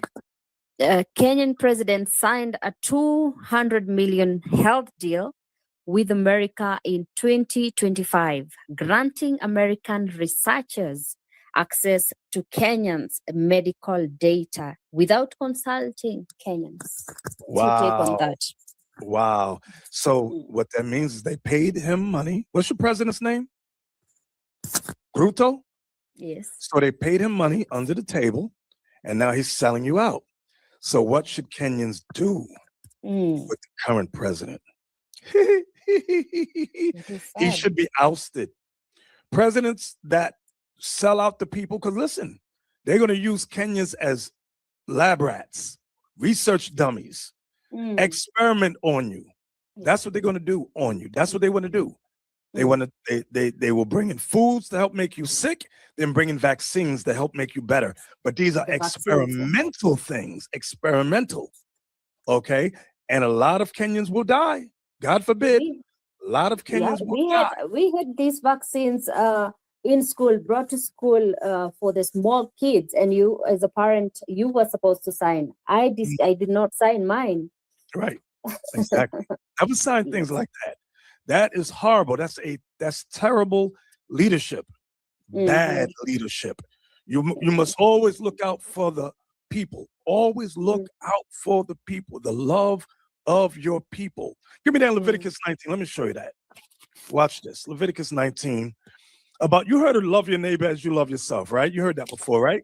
Mm-hmm. Do you know what it means? Yes. What does it mean? It means you if you have something that your friend doesn't have, you share equally into two. Okay, no. I'm going to show you what it means. Watch this. Leviticus 19:17. This is where Christ got it from. When Christ said, love your neighbor as you love yourself, as the second greatest commandment, he was quoting Moses. Watch this. Leviticus chapter 19, verse 17. Thou shalt not hate thy brother in thine heart. Thou shalt not hate thy brother in thine heart. Go ahead. Thou shalt in any wise rebuke thy neighbor and not suffer sin upon him. So the question may be, okay, use the term brother for neighbor, but maybe the brother could be anybody. Your neighbor could be anybody. Watch verse 18 clears it up. Thou shalt not avenge nor bear any grudge against the children of thy people. Wait a minute. So your brother is your neighbor, is the children of thy people. The children of your people, Kemi, is not all races on the planet. That's not the Chinese. That's not the children of your people. The Arabs are not the children of your people. The churches have been misleading us and teaching us wrong, miseducating us in the scriptures. Our brother is our neighbor, is the children of our people. Let me make it easier. The children of your race. Your race. Get that in Matthew 22 when Christ said it. Matthew 22 is at 36. That's what Christ said. The two greatest commandments. Watch this, Jimmy. Read Matthew chapter 22 and verse 36. Master, which is the great commandment in the law? Jesus said unto him, Thou shalt love the Lord thy God with all thy heart and with all thy soul and with all thy mind. This is the first and great commandment. So Christ was quoting Deuteronomy 6, verse 5. Go ahead. And the second is like unto it. Thou shalt love thy neighbor as thyself. So he was quoting Leviticus 19:18. So it's literally saying, thou shalt love thy race as thyself. Your neighbor is the children of your people, your race, your race, your race. That's what we've never been taught. This is why it's so easy for Africans to hate Africans. So easy for blacks to turn against blacks. But nobody turns against the white man. Nobody turns against the Arabs. Nobody turns against the Chinese. Why? Because you love them as your neighbor and you despise your own race. That's what the churches have taught us. That's what these lousy, filthy churches have taught us. They've miseducated us.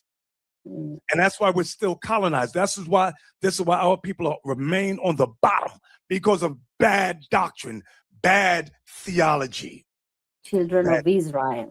Yes, exactly. I'm glad you got it, Jimmy. I pray your listening audience gets it.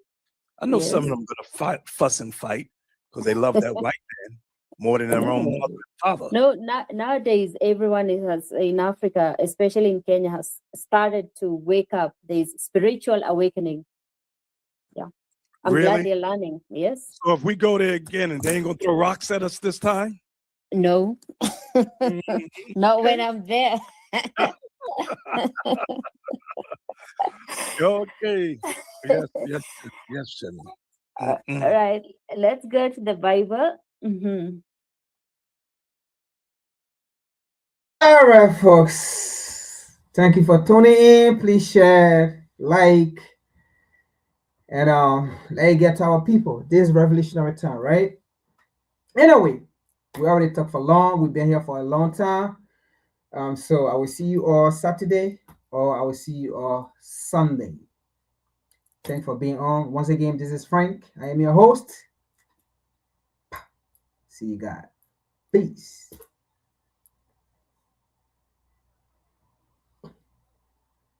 The white power structure, because that's all we have in America. And the white power structure today is just as much interested in perpetuating slavery as the white power structure was 100 years ago. Only now they use modern methods of doing so. And realizing that the black people in this country are waking up and becoming filled with a desire to be looked upon as men and as human beings. The white power structure, to slow down that struggle for freedom and human dignity, uses tricks. 100 years ago, they could do it with chains. Today, they use tricks. And one of the tricks that they've invented is this token integration, to get Negroes, so-called Negro leaders, to accept a few token crumbs of integration that don't solve any problem for the masses of black people in this country whatsoever, but it does make the hand-picked Negroes be satisfied to slow down